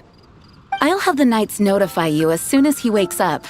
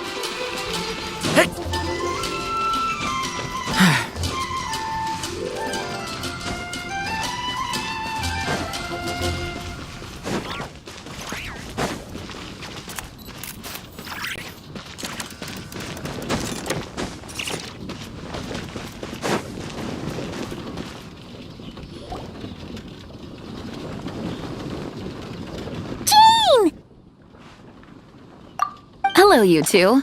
I'm glad you got my letter. Durin's awake and waiting on the bench over there. I'm here if you need help. Just give me a shout. Don't worry about us. We'll be fine. Oh, hey, you two. I just remembered what happened right before I passed out. Thanks for holding me back. I shudder to think what might have happened if you hadn't. I'm fine now. It's just... a lot of people seem to have forgotten me. Don't worry. We'll figure out a way to fix this. Why don't you start by telling us what happened? It felt so strange. After I realized no one recognized me anymore, I suddenly felt like I'd completely lost contact with my body. Abyssal power lies sealed within this body I inhabit. So when I lost my connection to it, I lost control of that power too. It wasn't until I heard everyone calling my name that I was able to reconnect with my body. with your body? Does that mean there's something wrong with it? Sounds like we need Albedo more than ever. I don't think the problem lies in Albedo's alchemy. Huh. But then, why are people forgetting you? Guess that's what we need to figure out. That means we need Alice for sure. But it's been ages and she still hasn't been in contact.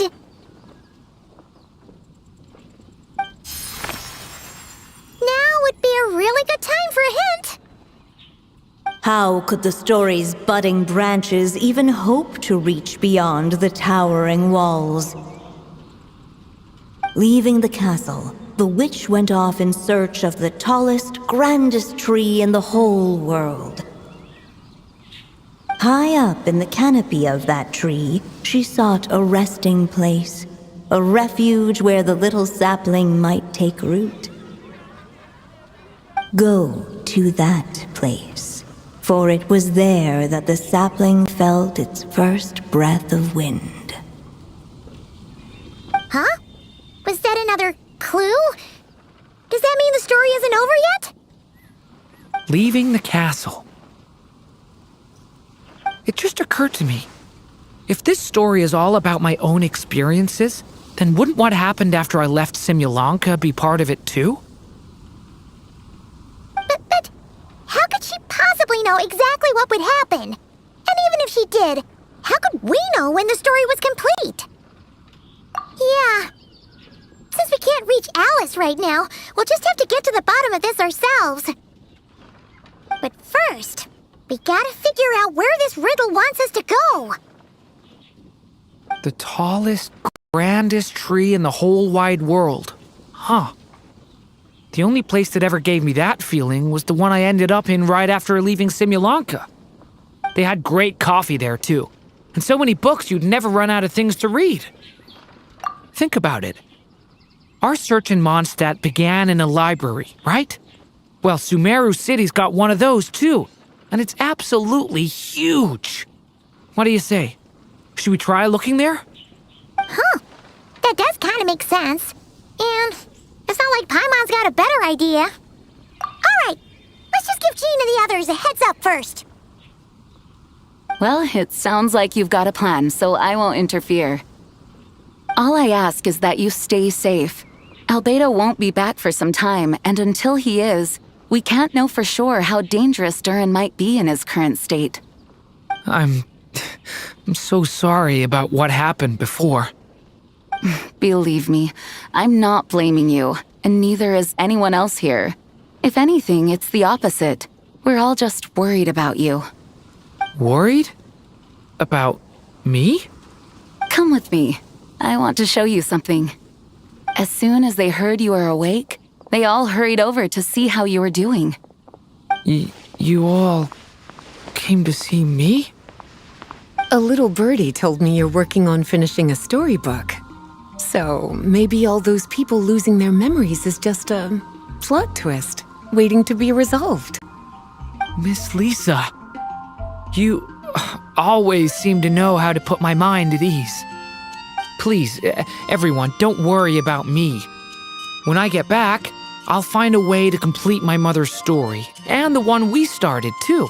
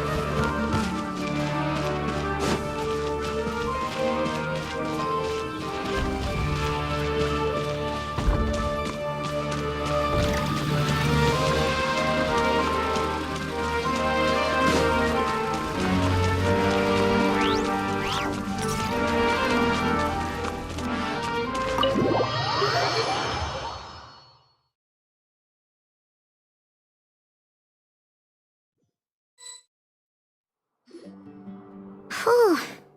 After the library hunt in Mondstadt, it's not as if Paimon was expecting this to be easy. But this... yeah... this is something else. Where do we even begin? Even the clue this time seemed kind of cryptic. Yeah. Guess the best we can do is stay on the lookout for more weird things going on.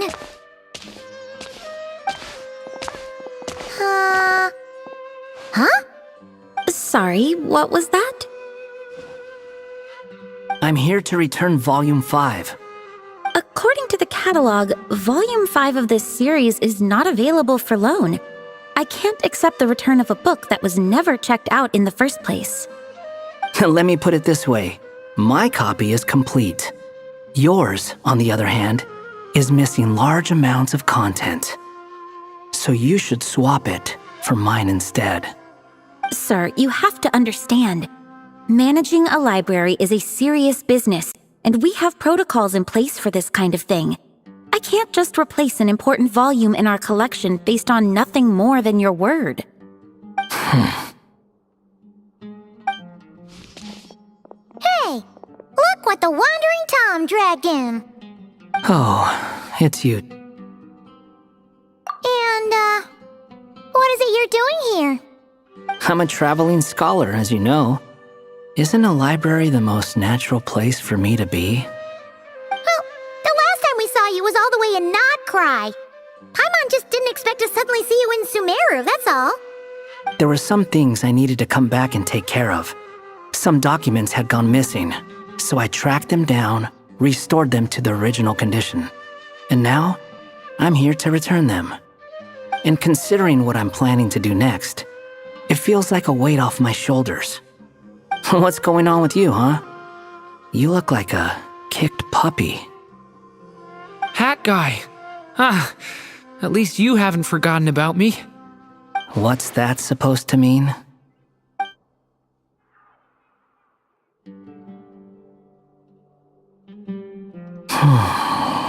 So it's been getting worse. Sounds like you know something we don't. After he left Simulanka, he spent some time traveling Sumeru with me.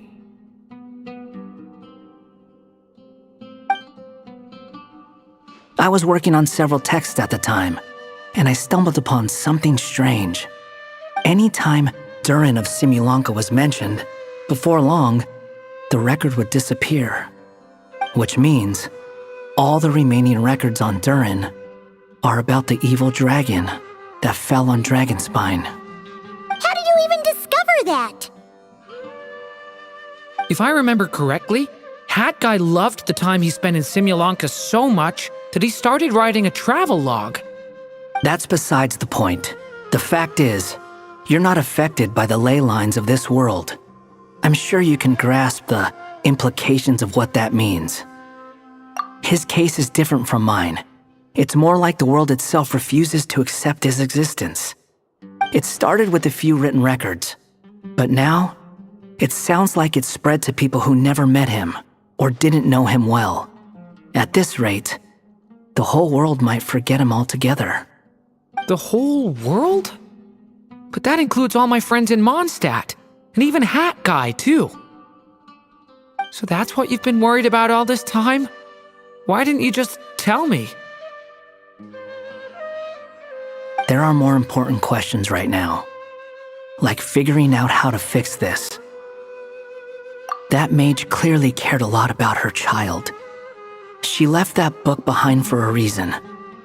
If you want answers, isn't that the place to find them?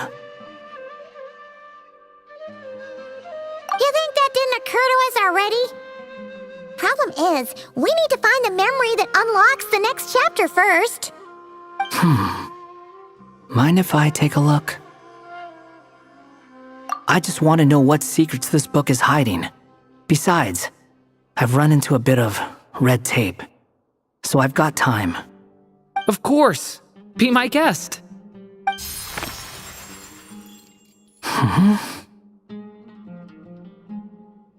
So, the memory we've been looking for was about you all along?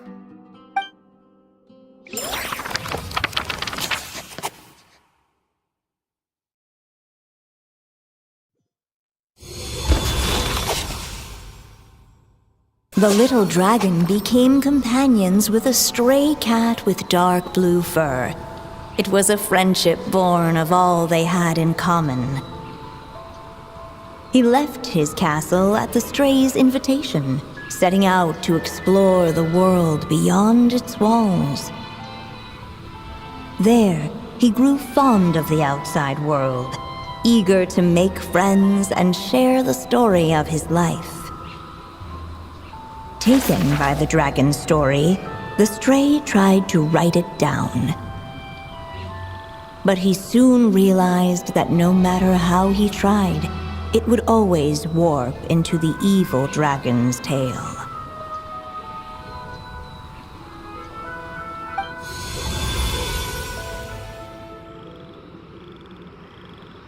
So, this is the world where this chapter takes place? Looks like we're at the top of some kind of gigantic tree. This one must be about what happened to me when I first arrived in Tevat. No wonder the memory that unlocked it was about Hat Guy. Most of my memories from that period were. Hold on. Anyone want to explain how I ended up looking like this?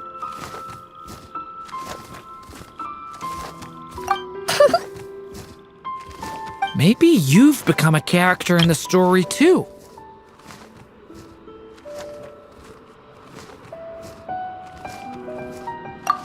You see me as a stray cat?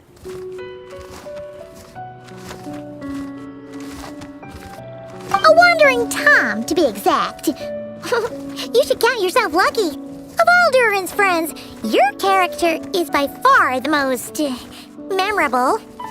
Maybe it's because I've known Hat Guy for longer, so my impression of him is more vivid than the others. Vivid?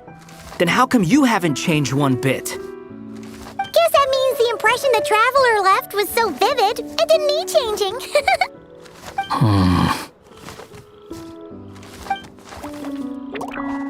Hello, everyone! Ready for today's adventure? It's the storybook, Durin! Oh. So you're not playing yourself in this one? Does that mean the two of you have even more memorable roles to play? Where are we going today, kitty cat? Whatever. Just follow me. Same as always. Okie dokie! Can we chat along the way? If you have something to say, just say it. Was that seriously how the two of you communicated when you first got here? Yep. Anyway, how do we get ourselves out of here? Usually, the narrator gives hints to help us figure out what to do. Speaking of which, about time we got some of those, don't you think? The story's vines had woven themselves together into a giant tree, the boughs of which a little storyless dragon now paced, homeless among its leaves. He had to find a way to leave this place and set off in search of a home of his own. If he stayed, the world would erase him from its memory altogether. To leave this place? But where am I supposed to go? The little dragon felt completely lost. Just like the vines, the road ahead branched off into different directions, twisting and turning before disappearing into the mist. But as luck would have it, a prophetess waited up ahead. Perhaps she might know where each path might take him.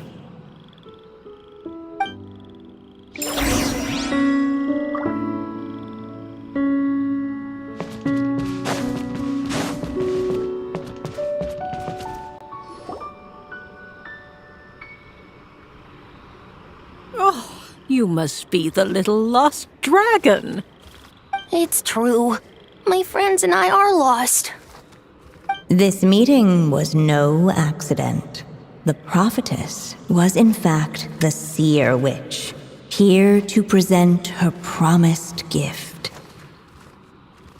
The seer Seer Witch. Oh yeah! That's Mona's teacher, right? The old hag? Insolent child.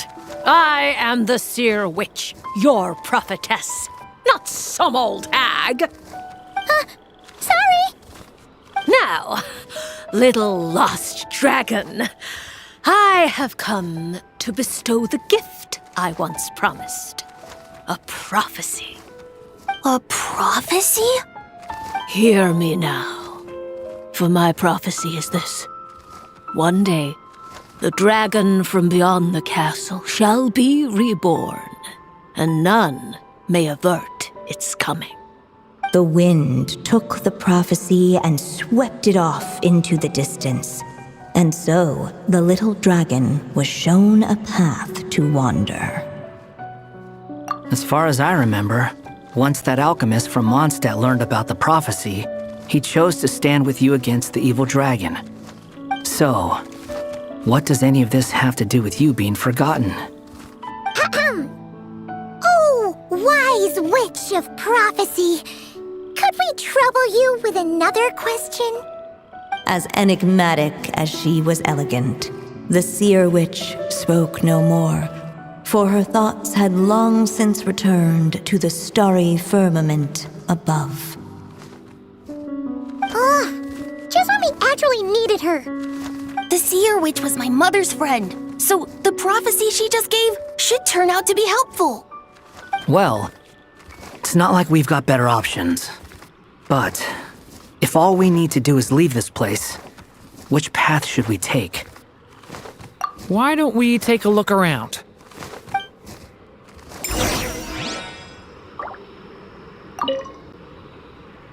As enigmatic as...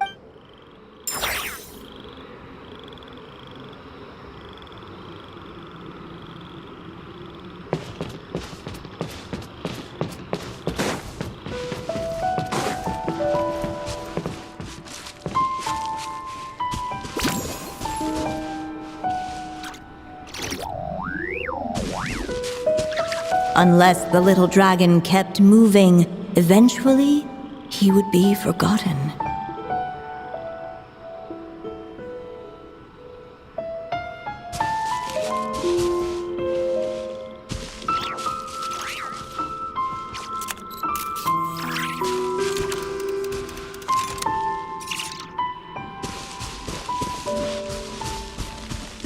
The wind kept blowing, but the little dragon had not yet resolved to follow it. Before him lay a foggy path, and where it might lead he could not tell.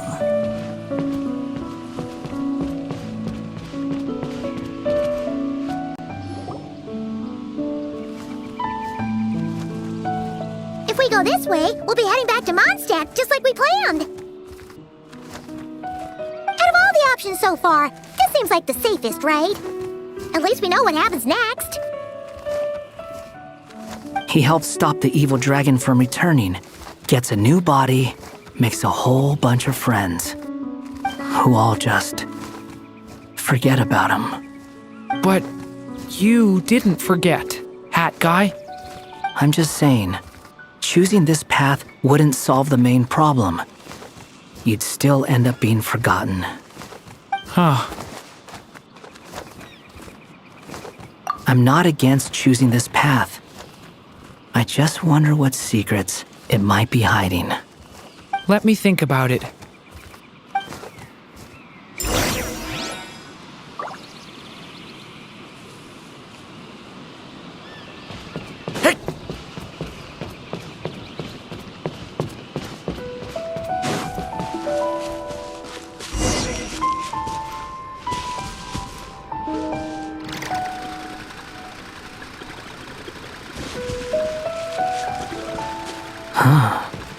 Looks like there's another path over here. The secrets he sought led the stray to discover another path forward, though it was overgrown with bristling thorns.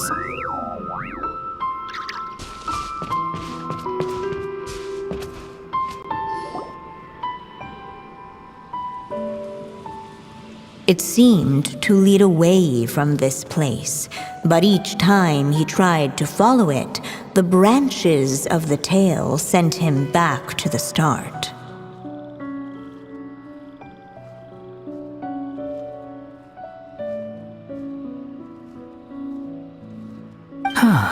So the author managed to work this book into the story too. I'll hand it to her. This book is fascinating. What's going on here?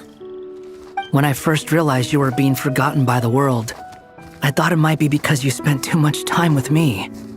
In which case, the only hope of a cure would be to cut our ties for good. What makes you think that? Once upon a time, the Stray tore apart his own story and was forgotten by the world beyond the castle.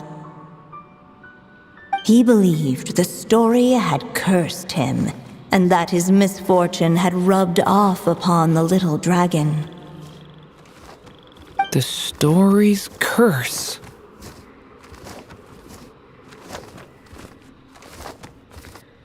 It was just a suspicion before, but now I think it's something we have to try. Wait, what do you mean? Try what? One of the story's branches is a path I can't take. If you follow it out of here, I won't be part of your story anymore. Considering what the strange magic in this book is capable of, making that choice could cut our connection once and for all. As long as there's a chance it might work, it's worth a try. He's not like me. He deserves for the world to remember him. Well, maybe Hat Guy has his reasons for thinking that way, but that's not the kind of decision I can make so easily.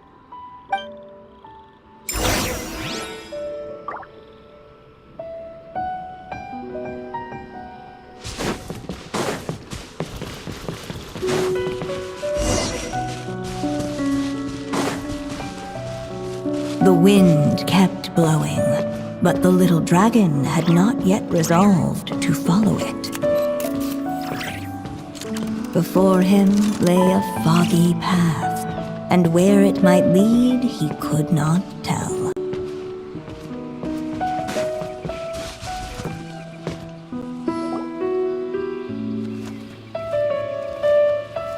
If we go this way, we'll be heading back to Mons. Out of all the options so far. He helped stop the evil who all just... But you... I'm just saying, choosing... I'm not against choosing this path. Let me think about it.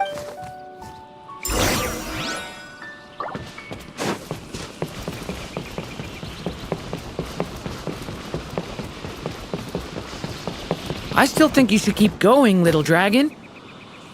If you leave the castle, you can accomplish something amazing and make a bunch of friends along the way. Really? Then let's go! Unable to preserve his story, the little dragon wandered astray.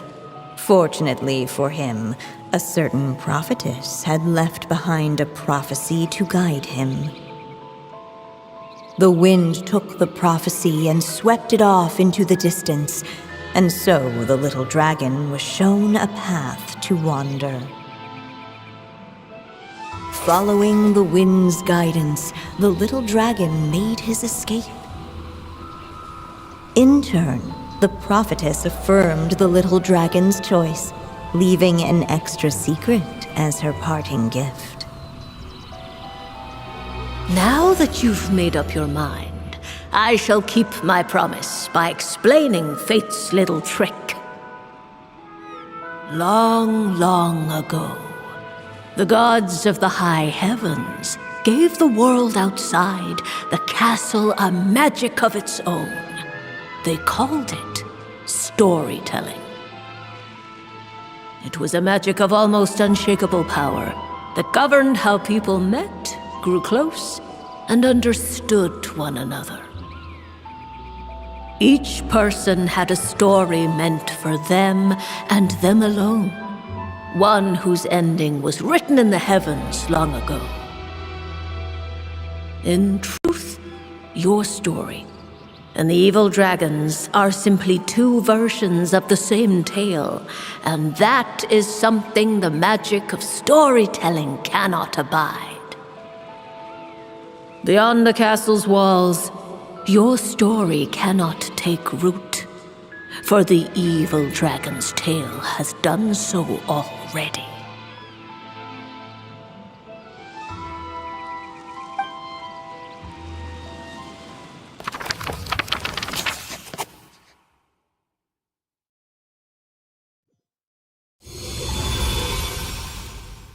So, that was the secret? Huh. But what does that mean? You still don't get it? Simulanka Durin and Tevat Durin share a special kind of connection. Their fates are mirror images of one another. While they were in two separate worlds, there may have been some mutual influence, but their fates were independent.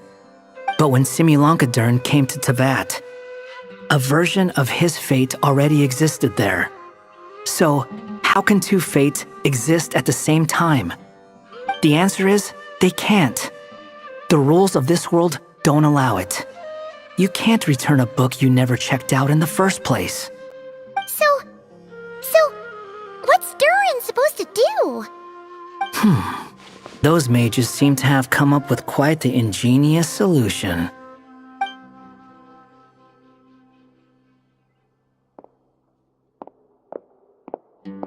I'm here to make a return. As I said, there's no record of Volume 5 of this series ever being checked out. Then just think of this as Volume 6. Based on what I know, the author was planning on publishing another volume anyway. The catalog does have a slot reserved for Volume 6. So, this is it? Sure, let's go with that. All you need to know is, I'll be the one writing this series from now on. You...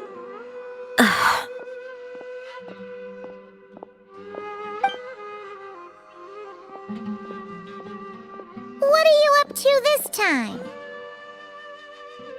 Remember the red tape I mentioned before? Well, I just took care of it. Now, I guess you'll be off to see your alchemist friend? It should be pretty obvious by now. He has the answers you're looking for. Well, we do have a whole bunch of things to confirm with Albedo, that's for sure. But didn't Jean say he'd be gone for quite a while? I'll join you. Just let me know when it's time to go. Hat guy? Don't sound so surprised. I'm part of this story too, aren't I? I'm just playing my role. Well, yeah. But it's not that. I just feel like you want to help, but something's holding you back.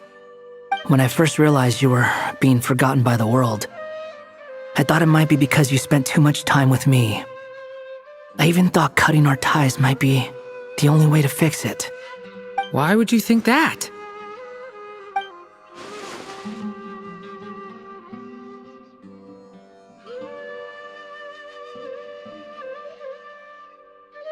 It doesn't matter now. Judging from the answer this book has given us, I was probably overthinking it.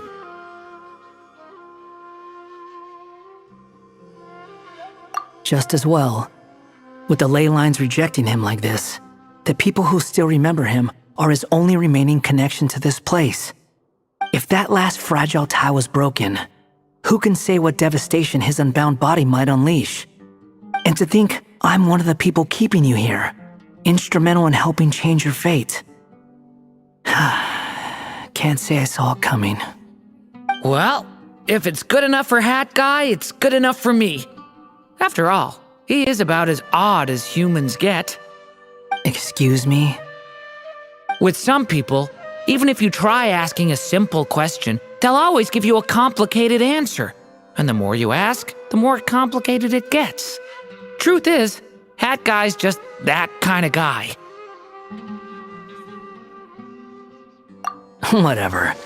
All I needed was a yes or no, so we can quit it with all the back and forth.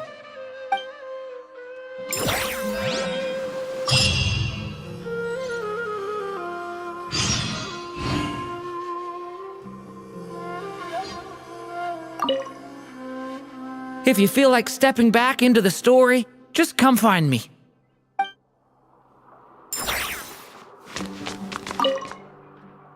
I'm sticking around for the next few days. So, when it's time to go, you know where to find me.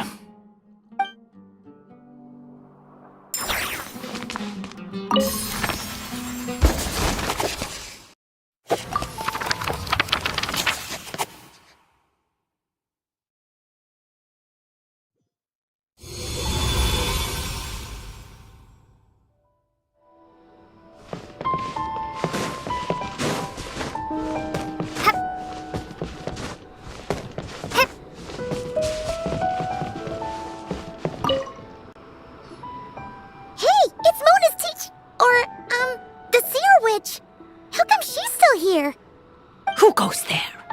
Can you not see? I am busy stargazing. Hey, since we've got the chance, why don't we ask her to read our fortunes too? After all, according to the book, her prophecies are meant to be super accurate. The only thing is, Paimon's not sure how we're gonna convince her to do that. How dare you? You take my fortune-telling for some kind of street performance? Sorry. Paimon's just curious how accurate it is. Very well, then. I'll show you what my wisdom can do. Come forth, Silver Sprite. Let me see what fate has in store for you. Ooh. You truly wish to know your own fate? Come on! Enough with the suspense already! Is it good or bad? Oh.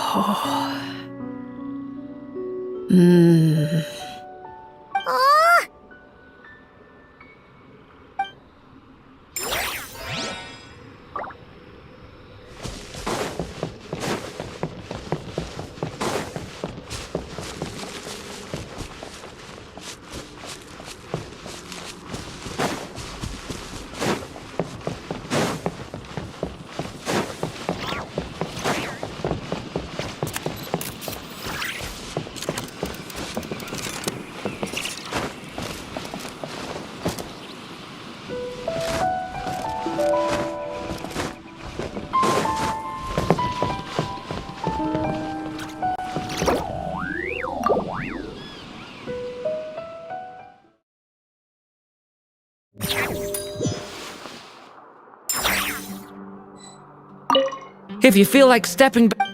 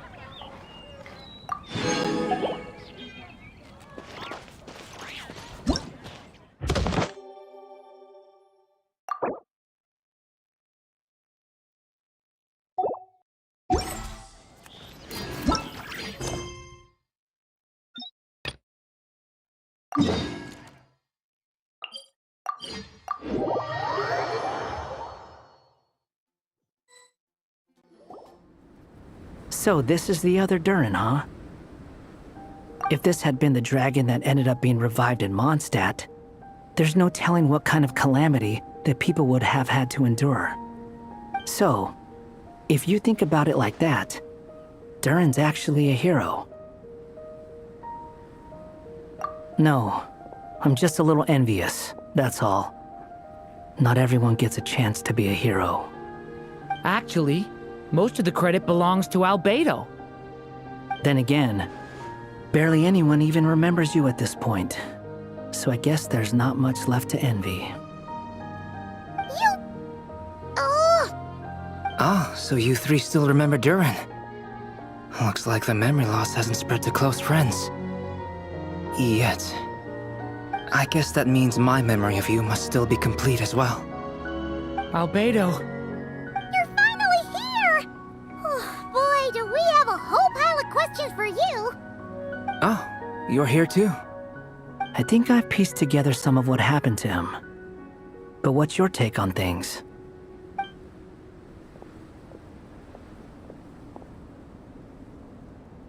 Master Jean filled me in on what happened, and I've got a few theories.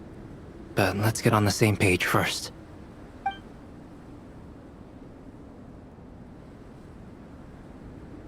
Well, physically, he's doing fine. His body is holding the abyssal power at bay. And there's nothing whatsoever to indicate any risk of collapse. So, from an alchemy point of view, there's nothing wrong with him? The issue isn't so much that the abyssal power within him has gotten out of control. It's that the connection between his will and body is fading. If he ends up losing his conscious will, his body will fall back on its biological instincts. And that's when the abyssal power within it will take over. This book mentioned a witches' gathering. It seems like quite a few of these witches got themselves involved in Durin's case. Which brings me to my theory. Bringing fairy tale Durin into this world to replace the Durin on Dragonspine means using one Durin's fate to overwrite the others. But the power of alchemy alone would not be enough to pull off such a feat. It would have required the combined use of Miss Barbeloff's astrology, my teacher's alchemy, and Aunt Alice's magic. After learning of Miss Barbeloff's prophecy, Durin and I finally came up with a way to settle the Dragonspine Durin problem for good. And I took care of the alchemy side of things, which, looking back on it, seems to have been a part of their plan all along. So now, there's only one thing missing. As for the fate theory our friend in the hat just mentioned, I still can't figure out how any kind of magic could possibly influence the fate of Tevat. But I'm certain that the answer lies within this book. So, the reason Alice had us complete this book was to make that magic possible? A form of magic powerful enough to rewrite fate itself. Well, we've no time to lose. I just need to take a look at the book. The next part of the story most likely relates to me, so the memory that unlocks it must be connected to me too. Huh? The giant tree was home to a broken branch, the shape of its splintered arm aligning perfectly with the branch that had burst forth from the castle walls. Join yourself to that broken bough, for there you may take root at last, and henceforth bask in the sun and rain of the world beyond the castle. But first, fetch the stickiest clay and let it bind the scar of the break. I see.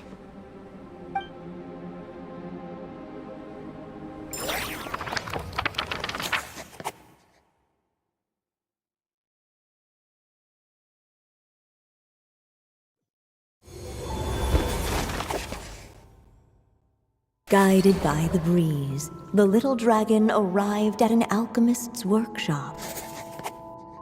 There he was greeted by a clay figure, a child molded by the sage witch's hands. Though gentle in appearance, he had inherited his mother's cold, sharp wisdom.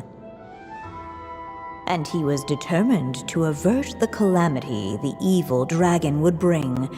And so was his helper, none other than the little dragon himself.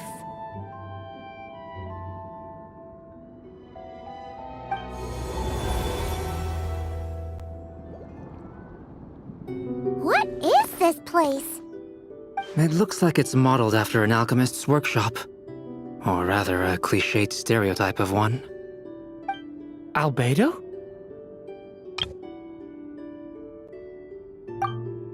Hold on. Why do I look like this? Oh, yeah! We forgot to tell you. Basically, the characters in the story are reflections of how Durin sees them. At least you're still human-shaped?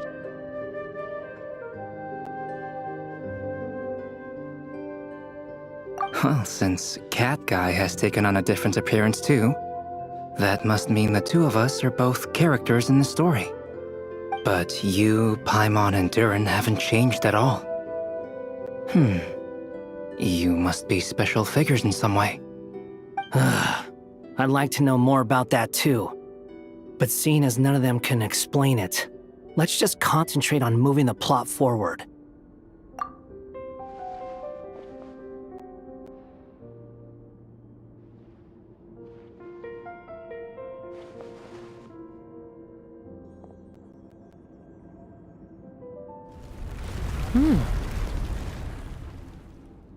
And just like that, the group stumbled upon a hidden passageway. Intricately crafted, it seemed to lead them towards another exciting chapter of the tale. Come on! What are we waiting for? Next chapter? Here we come! Ouch! But this was a chapter that had not yet been written. Ahead of them was a storyless void, and they could go no further. What? Then what's the point of having a path here? Sounds like a pretty bad habit for a writer.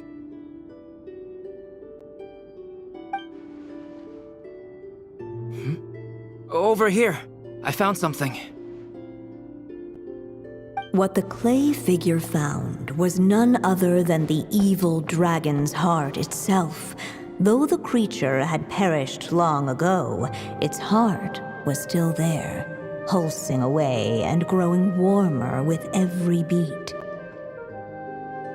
And the clay alchemist knew what it meant.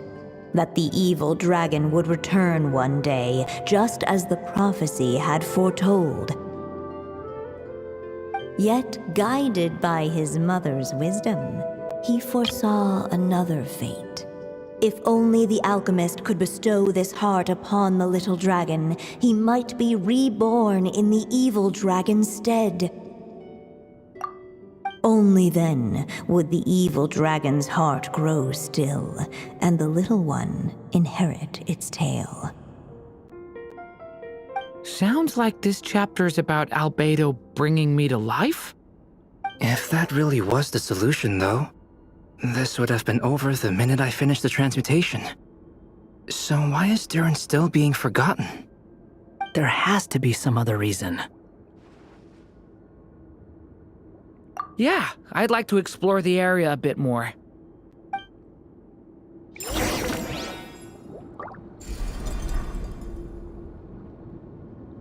Unless the little dragon kept moving, eventually he would be forgotten.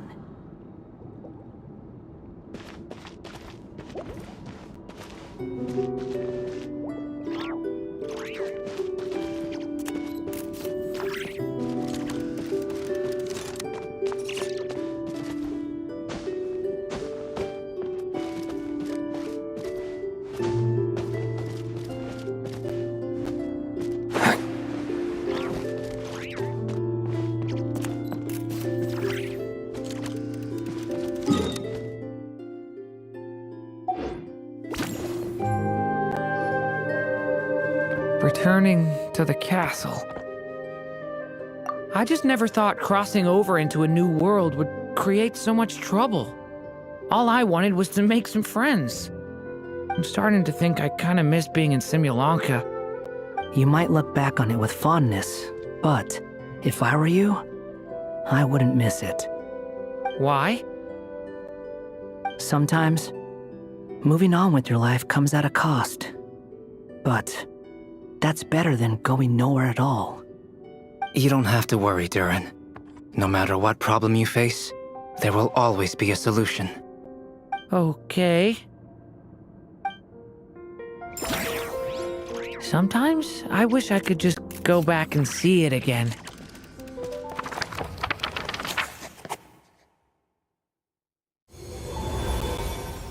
As the little dragon slipped back inside the castle's walls, the clamor of the outside world fell away. There was no danger here, no problems for the little dragon to resolve. As soon as his mother finished her story, it was time for the child to drift off into the world of dreams. And so the story ended, with the little dragon fast asleep in his castle, just like he had never even hatched. What's going on? I feel so weak. Hey, what's happening? Durin, wake up! But this can't be how it ends. Durin promised to bring back everyone's memories. There's no way he'd accept an ending like this.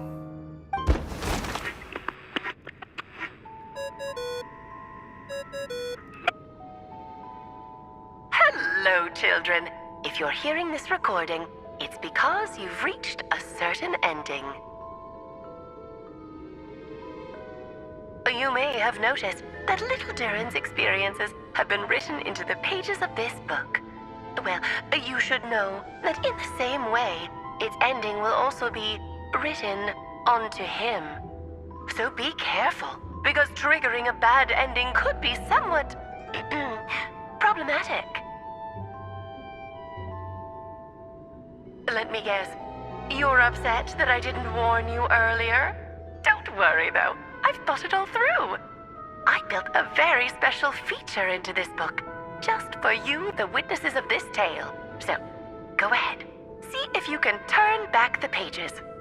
If you're not happy with the ending you've reached, just flip back a few pages and let the tale unfold once more. Pretty incredible, huh? That's the power of magic.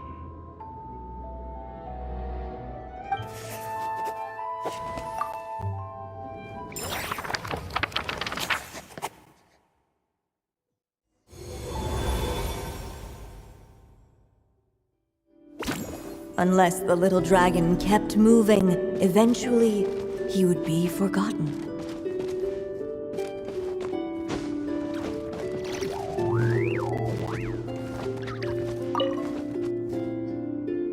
There you are.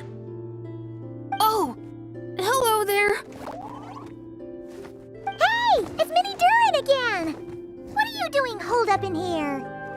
I was worried I'd scare everyone off, so I've been hiding out here all this time. You must be really nervous, huh?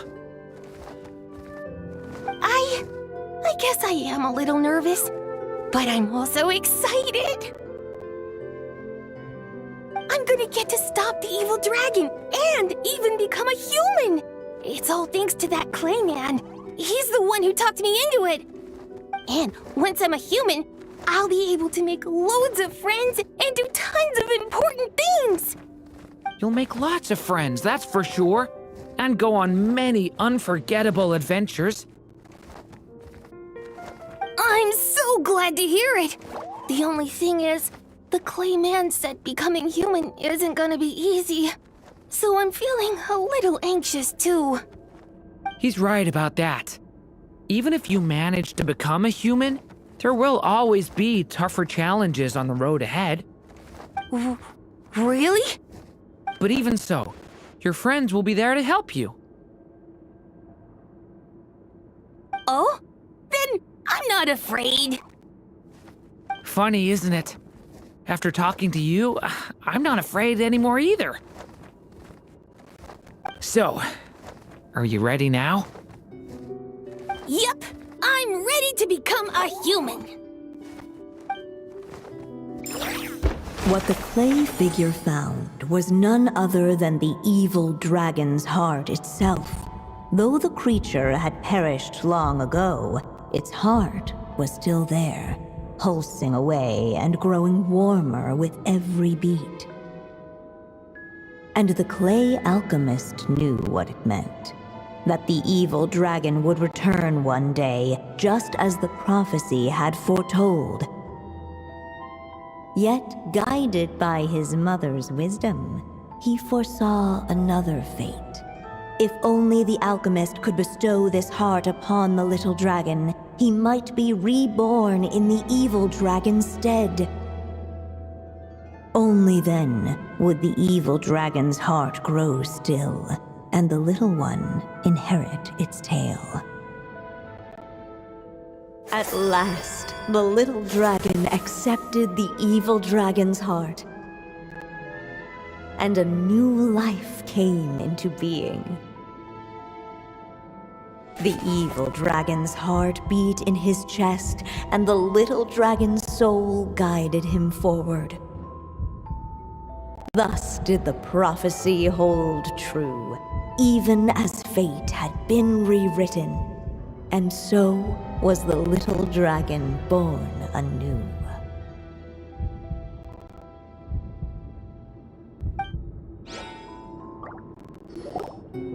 Finally! A happy ending! That must be the last step, right? Woohoo! We completed the story!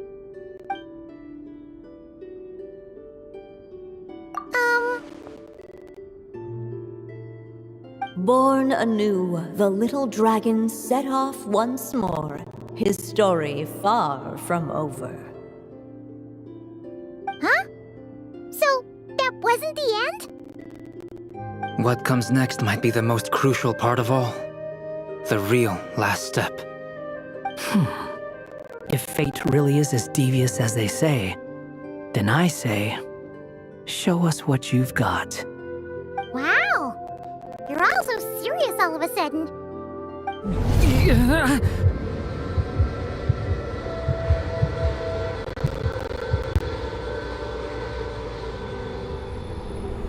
Durin, are you alright? The evil dragon's heart was now one with the little dragon, yet the dark power within it still lingered.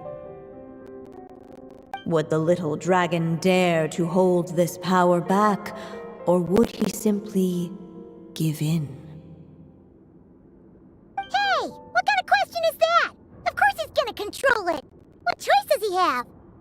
Time is running out. So, will the little dragon dare to hold this power back, or would he simply give in? What's up with the narrator?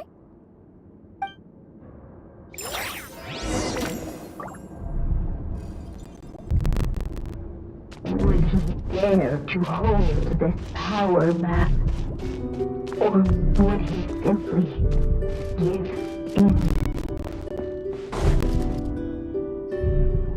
The little dragon and his companions blank. Blank again.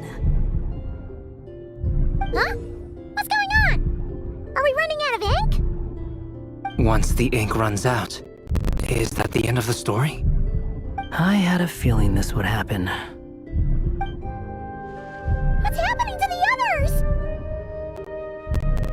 Now that the story's ink was spent, all that lay ahead were blank pages.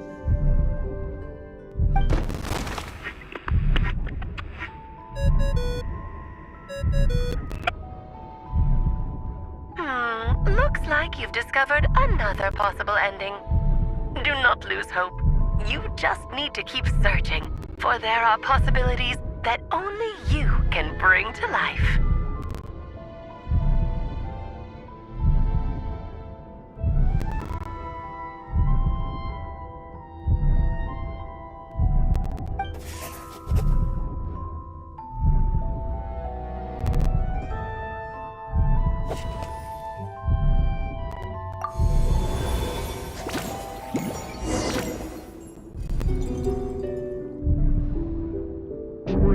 Dare to hold this power back, or would he simply give in?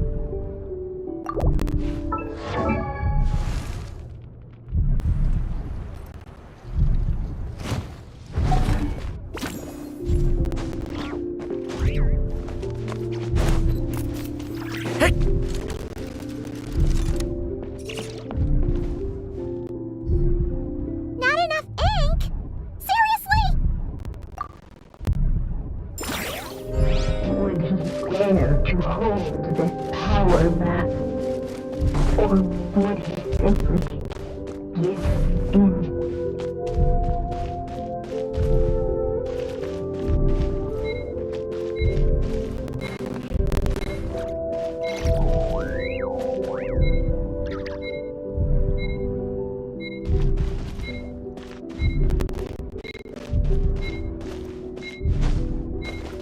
Would he dare to hold this power map?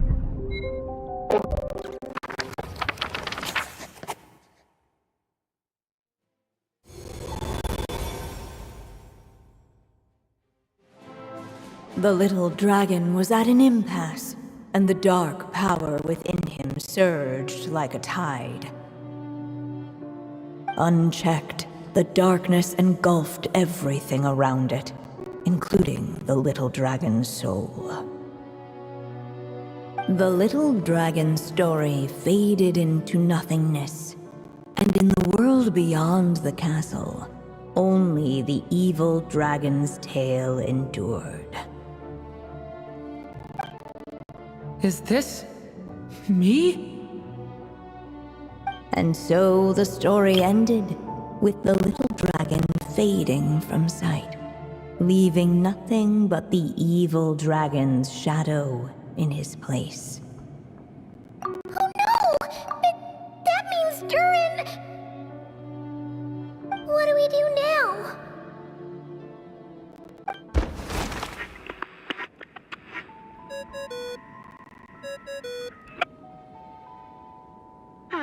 Looks like you've discovered another possible ending. Do not lose hope. You just need to keep searching, for there are possibilities that only you can bring to life.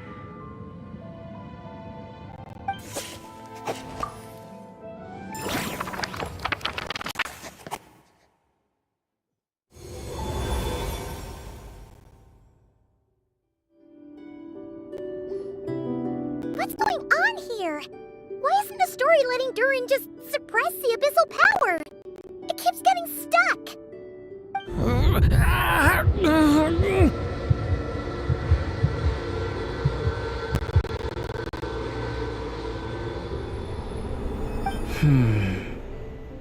It seems the act of suppressing the power counts as an event in the story. In other words, we would need ink to write it in. So, what now? Did we use too much earlier? How are we supposed to write a happy ending with only this much left? But... Well, this is Durin's story. As long as he's alive and well, why should it end? If there really is such a direct correlation between the story and his fate, I may have a potential hypothesis. Durin was, and still is in essence, a storybook character, written into being by M. From the moment he was born, he has always dwelt within her story. And I suspect that has remained the case, even after his arrival in Tevat. Reviving Durin in the evil dragon's place was an act of grafting this Durin story onto the latter's fate. In essence, that is how his fate was rewritten. But there is a fundamental difference between a being's story and its fate. As Miss Barbeloth reminded us, the fate of every living being in Tevat has been woven into the fabric of time. Its most natural path, therefore, is to proceed along its given track. But Durin's story, on the other hand... As Durin's connection to this world wore thin, not only have people started to forget him, he started to lose control of the abyssal power within. In other words, his story can't continue, because the author's ink is drying up. That's what it seems like to me. It would seem the little dragon had made a group of fine friends indeed. Save it. The question is, are you here to help him, or stand in his way?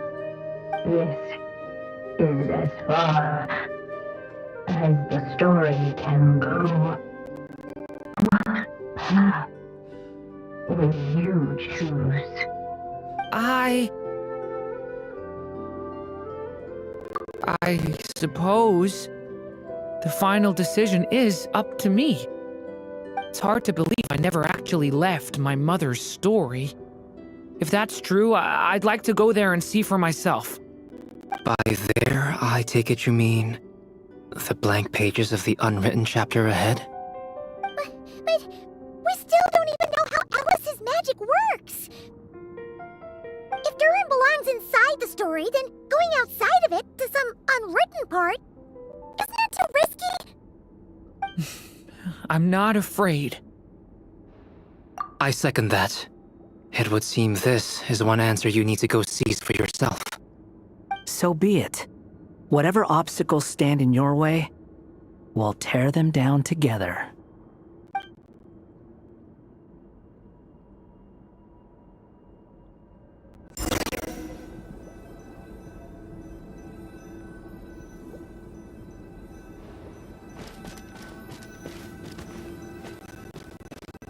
Facing that invisible wall, it was as if the little dragon was staring at the uncrossable edge of existence itself. And all of a sudden it began to fracture, as if struck by some transcendent will.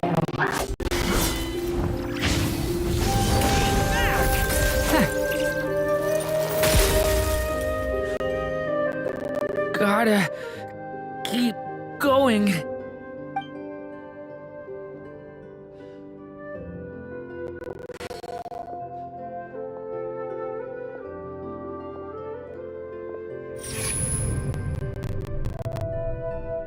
Ahead lies only a stormless void. My consciousness is slipping away. Keep going, Durin.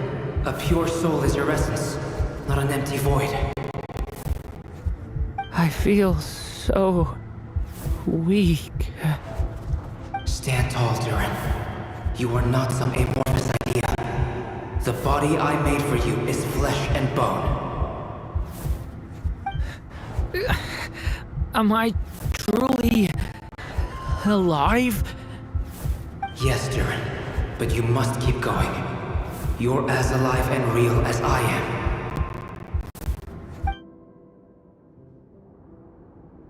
I can't feel a connection.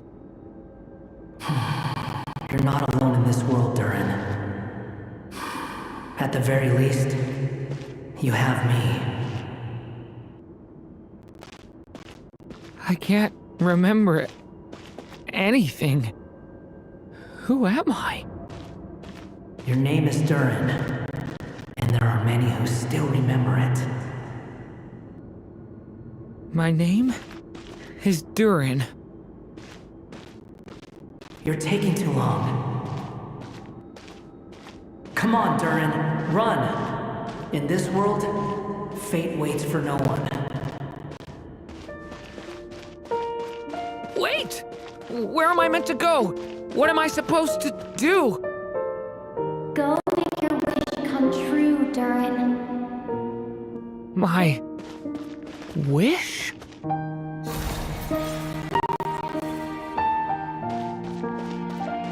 Your story's not over yet.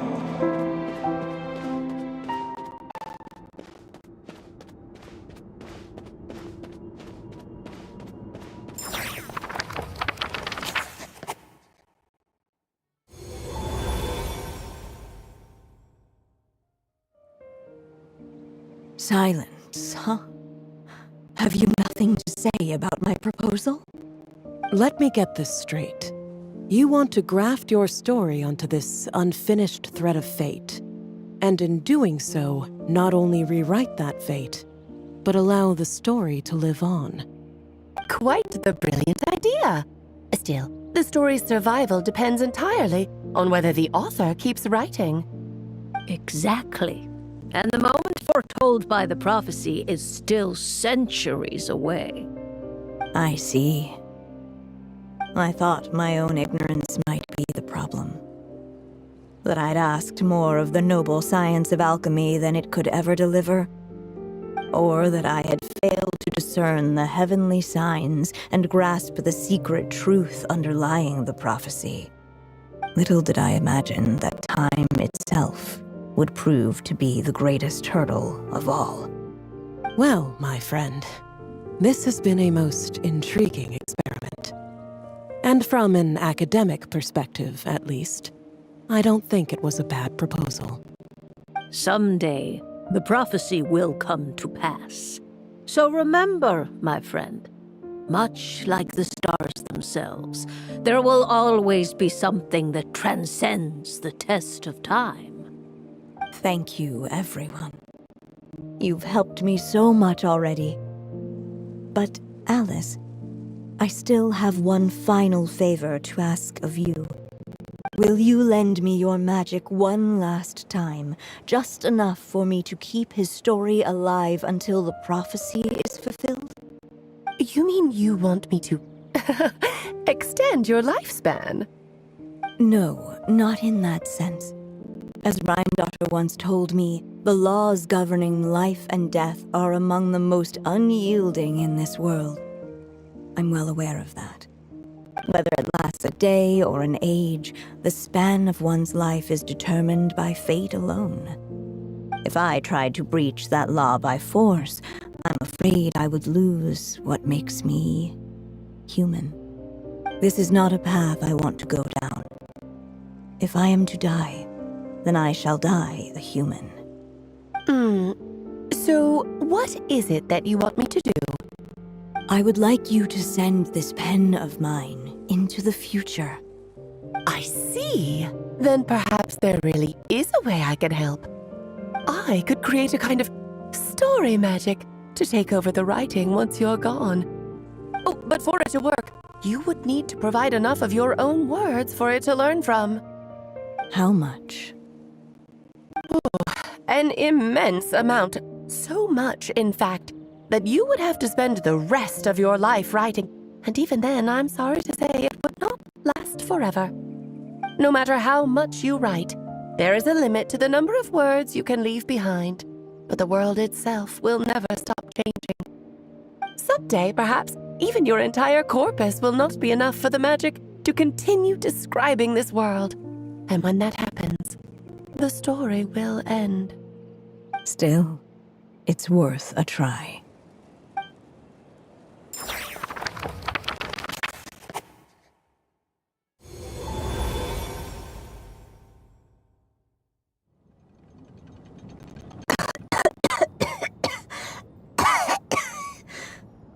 Oh, my dear Anya.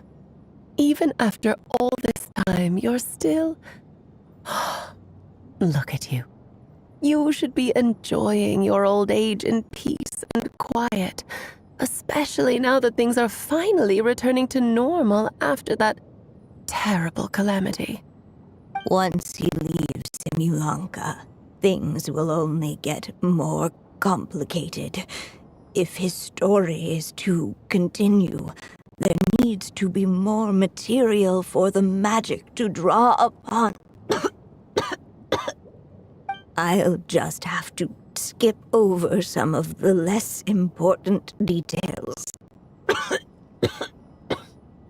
Anya, why do you insist on sending him out of the storybook world? Why must he face his fate in Teyvat? Why not just let him remain within the story? With my magic, even fate's curse could be undone and he could live happily ever after. I suppose. In fairy tales, all it takes is a heartfelt wish. And even a wooden puppet can turn himself into a real boy and live happily ever after. That's just how fairy tales end, isn't it? But have you ever wondered what happens to the main character after the ever after? Tell me, Alice. In your eyes, what would be a writer's greatest regret? To leave a story without an ending.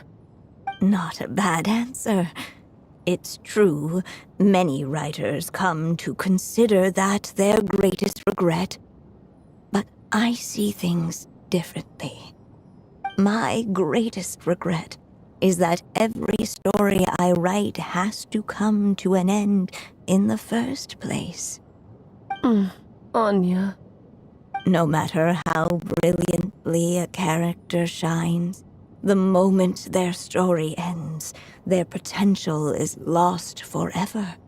For them, the story itself becomes an inescapable fate. But what if, instead, I could place my pen in their hand and let them continue the story themselves? You mean? You said it yourself. I can only leave so many words behind. Even with your magic, the idea that I could keep the story going until the prophecy comes to pass is wishful thinking at best. But I've found a way to use your magic to transform some of my finished stories into a special kind of ink. This ink is a magical medium he can use to complete the story the way he wants to. For what is storytelling but another kind of magic? And if he can experience the whole tale himself while leaving behind his own wishes and aspirations, even once he reaches the chapter where I stopped, he'll still be able to carry the story forward on his own. And so, by leaving him this ink, I can entrust him with the responsibility of writing his own story. A character with the power to write their own story. That way, he'll finally be free from the cage that is my pen. And like anyone else living in the real world, he can go on to create a life of his own. And you no longer need to worry about the constraints of my magic. What a brilliant idea, Anya! But there are still risks. First of all, once he arrives in Teyvat, he'll have to rely entirely on the story you left him to maintain his connection to that world. As you gradually hand over creative control, that connection will grow weaker, and at some point, he might lose it altogether. But at the same time, he'll also have the chance to forge that connection for himself. The issue is, this method taps into too many of Teyvat's core secrets. Any overt hints you try to leave will be erased in no time. In fact, it'd be hard for you to leave anything at all to guide them. We still have the story itself, though. I can use that to show them the way. It's entirely possible he burns through all your ink, never reaches the chapter you had in mind, and gets stuck, roaming the chapters of his past. But despite all that, I still believe in what this child can become. His hopes and wishes can be his ink, so he won't be trapped by mine running dry. Oh, what the writer you are, Anya. Your imagination never ceases to amaze. And you do know how much I love a happy ending. You shall have my help, my dear. Thank you, my friend.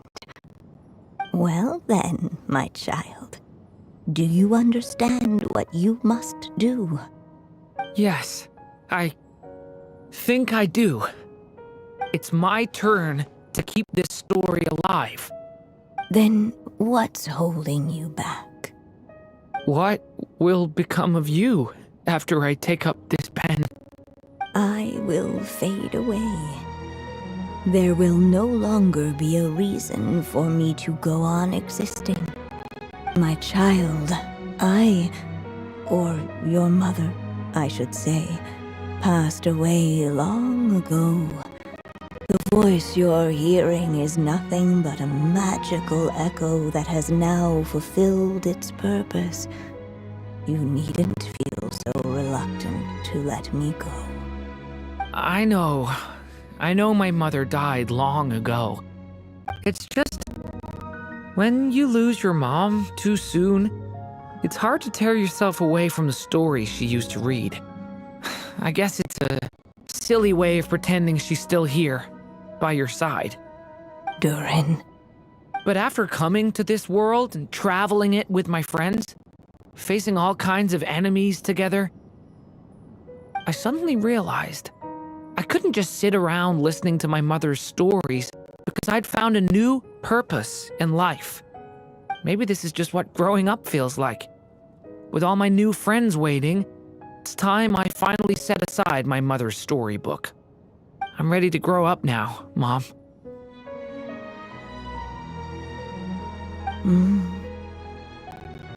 Then take this. A gift I should have given you a long time ago. You've witnessed this story from the very beginning. Made your wishes, offered your blessings, and even wrote your choices into its pages. From here on out, this pen is yours. Now I ask of you, the other pillar of this story, as both its reader and its witness, will you turn the page so the next chapter can begin?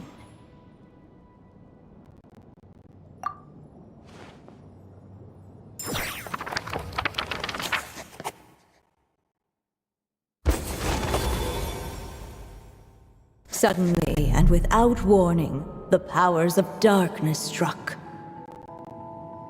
The question was, could the little dragon prevail? Alas, it was here that the story witch's tale had to end. But Durin's tale, on the other hand, had only just begun. Stepping into his mother's memories, he picked up her pen.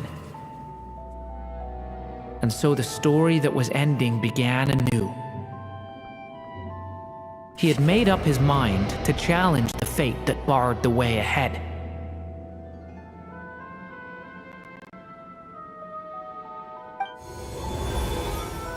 Looks like this is the final step. A chance to strike back at fate? Now that's not something that comes knocking every day.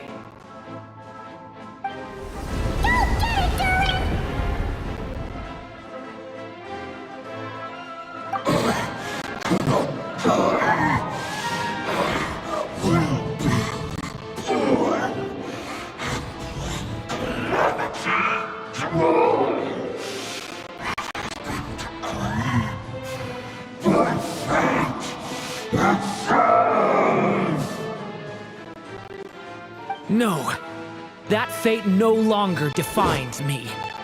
In the end, only my story shall endure.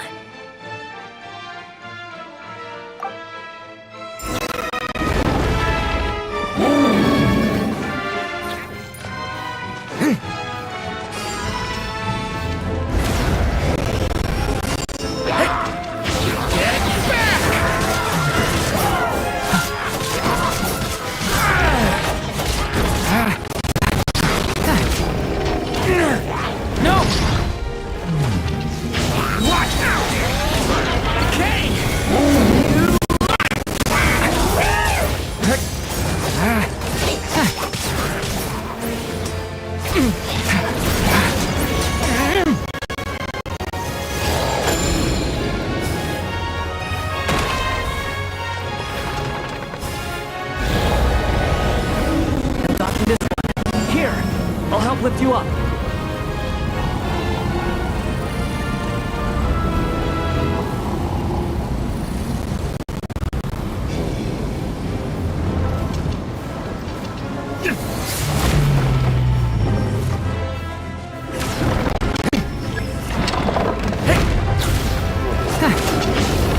Thunder! Ah!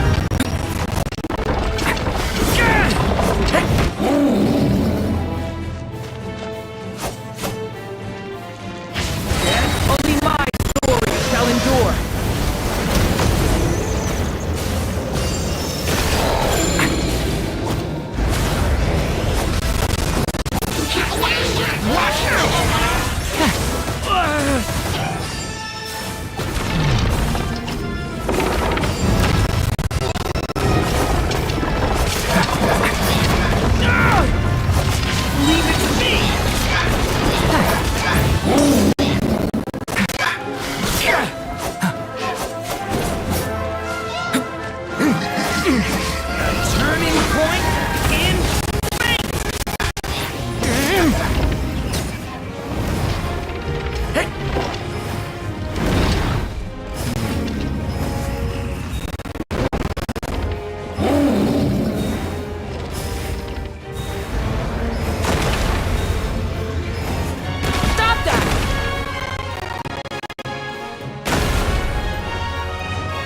Looks like there's nowhere to hide. Here, I'll cover for you.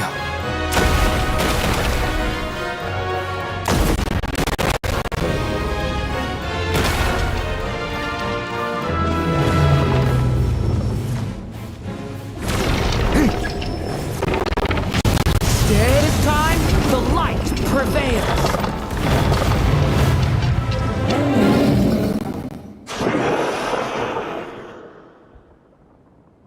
Thank you, Mom.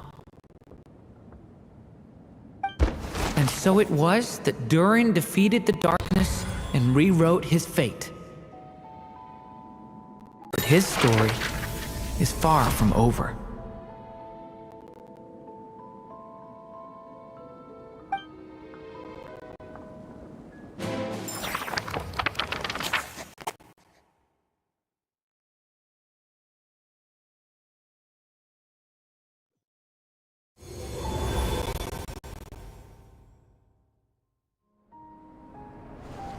Is everyone okay? We're fine, thanks. And hey, we all saw how you fought back there. That was awesome! I have to admit, I do feel like something in me has changed. I owe you all so much. Without your help, I don't know if I could have ever made it this far. Just a shame I could only help out from the sidelines. Like I said before, it's not every day that you get to put fate in its place. Well, I'm sure you'll hear it someday. Hear what? The chance to strike back at fate knocking at your door. Yeah, maybe someday. Allow me to just check one thing.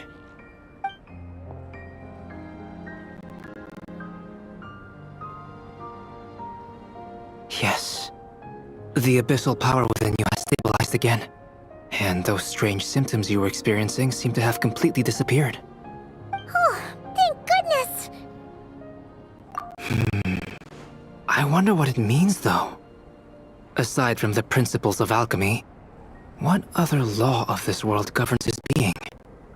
Look, it all turned out fine, so just leave it at that. Now that this one's out of danger, it's time for me to get out of here. You're leaving so soon? Don't humans usually throw a party after something like this? A party? Do I look like that kind of guy? Anyway, come find me again next time you're in trouble. That's what friends are for, right? In a way, though, he is right. This is Durin's moment to celebrate, not the time for academic discussions. Hey, I don't blame you for asking. And honestly, I'd be perfectly happy to talk about it. It's just, I wouldn't even know where to start. It's all right. I'm sure we'll get a chance at some point. After all, your story's only just begun. All right then. Traveler and Paimon, we'll part ways here. Given the extraordinary nature of the things we witnessed today, I need to make sure it's all recorded properly. Okay, see ya! So, it's party time next? Huh?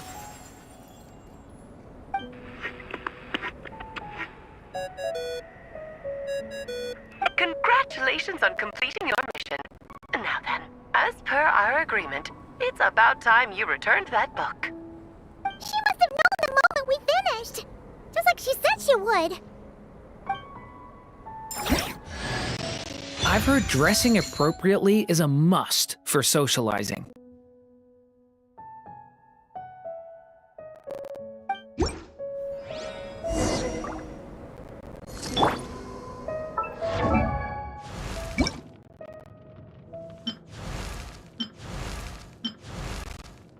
Let my wings envelop the twilight.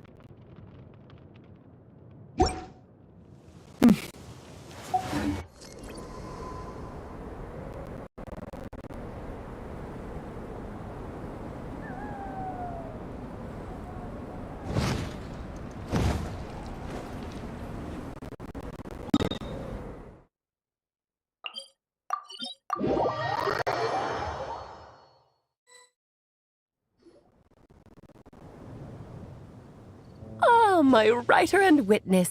It's been quite the journey, hasn't it?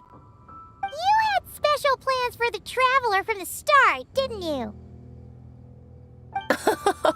But of course, that goes without saying. For a story to live on, it needs both a writer and a reader. Only then can my magic take effect. I chose the Traveler as the witness because of the special nature of who she is.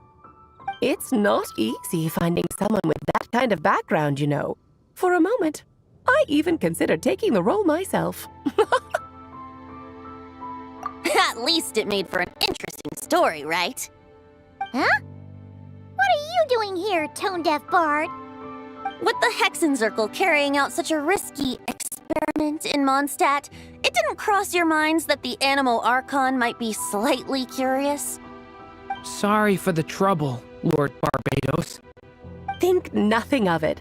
I dare say the Animo Archon quite enjoyed coming along for the ride. Now then, as agreed, let us see the fruits of your labor. Here, please take a look. Well. Somehow, despite all my careful planning, it still turned out to be full of surprises. It never even crossed my mind that Rhindotter's child would be capable of handling that kind of alchemy in her stead. When he asked for help with the materials, oh my, I nearly couldn't believe it. If only the others were here too, we could all celebrate together. I'm right here, you know. The only one who hasn't responded is the one busy stuffing her face over there. Is that you, Barbie? A little late to the party, don't you think? Come here, child.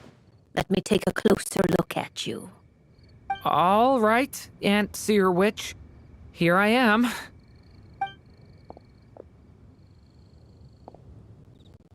Just as I thought. This child's fate does not appear among the stars. Anya has accomplished what almost no one before her could. What does that mean? Child, all you need to know is that you're very lucky indeed. Oh.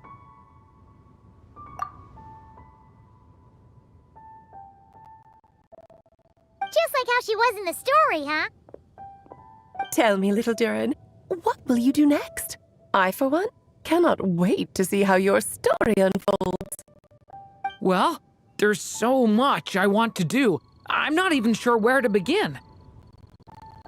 How about settling your most recent regret?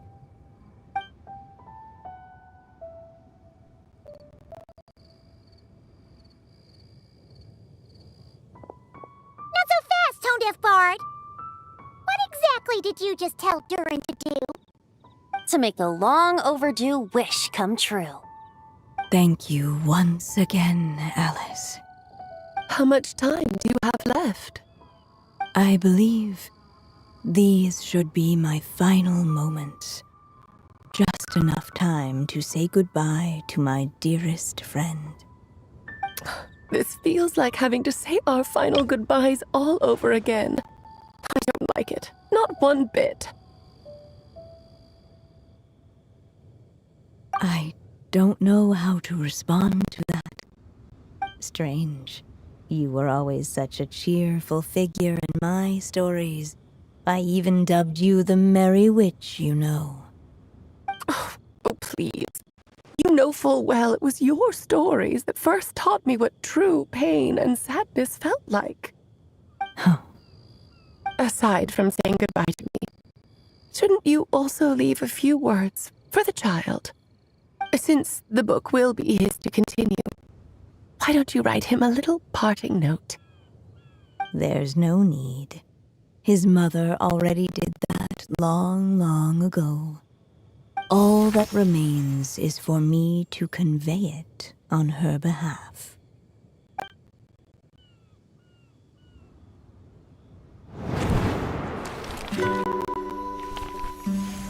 My child, these may be the last words I get to leave you. I've always thought of the characters in my stories as my children, loving each one of them, just like a mother would. But you are the most extraordinary of them all. You alone can defy the fate of this world and write the perfect ending to my story. You alone shall leave these pages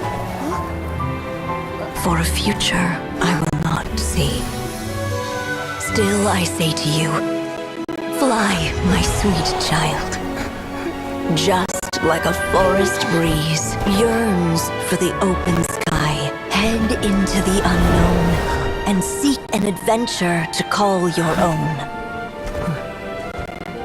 If you meet a dragon bright as 1,000 jewels, dance through the air together. You are not alone, for this world has accepted your place in it. Do not lose heart. You still have many wishes left to fulfill. A long tale awaits you, my love. Let songs and flowers be the ink that fills its pages. Take my pen and use it to continue your story.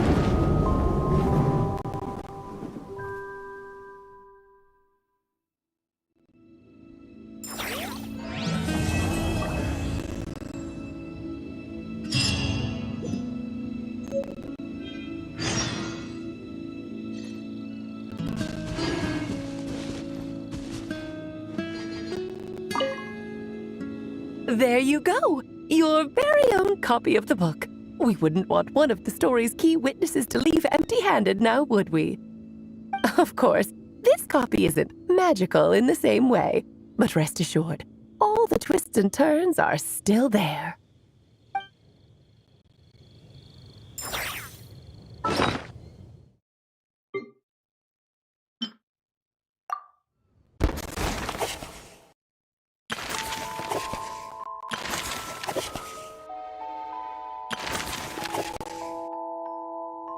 The little dragon became companions with a stray.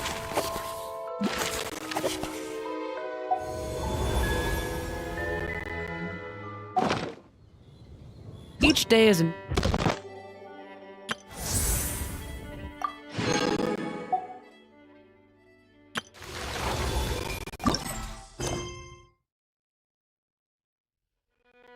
new page in my story. I want to savor every scene, every footnote, before I turn to the next one.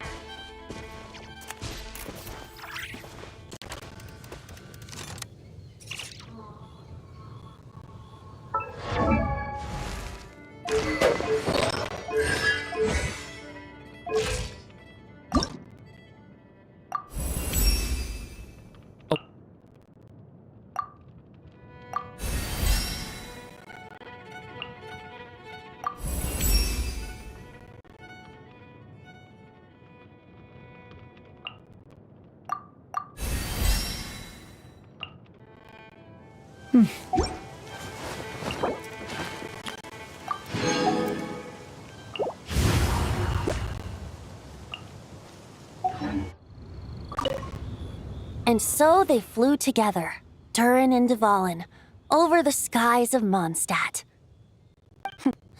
Who'd have thought such words could ever have described a happy ending, huh?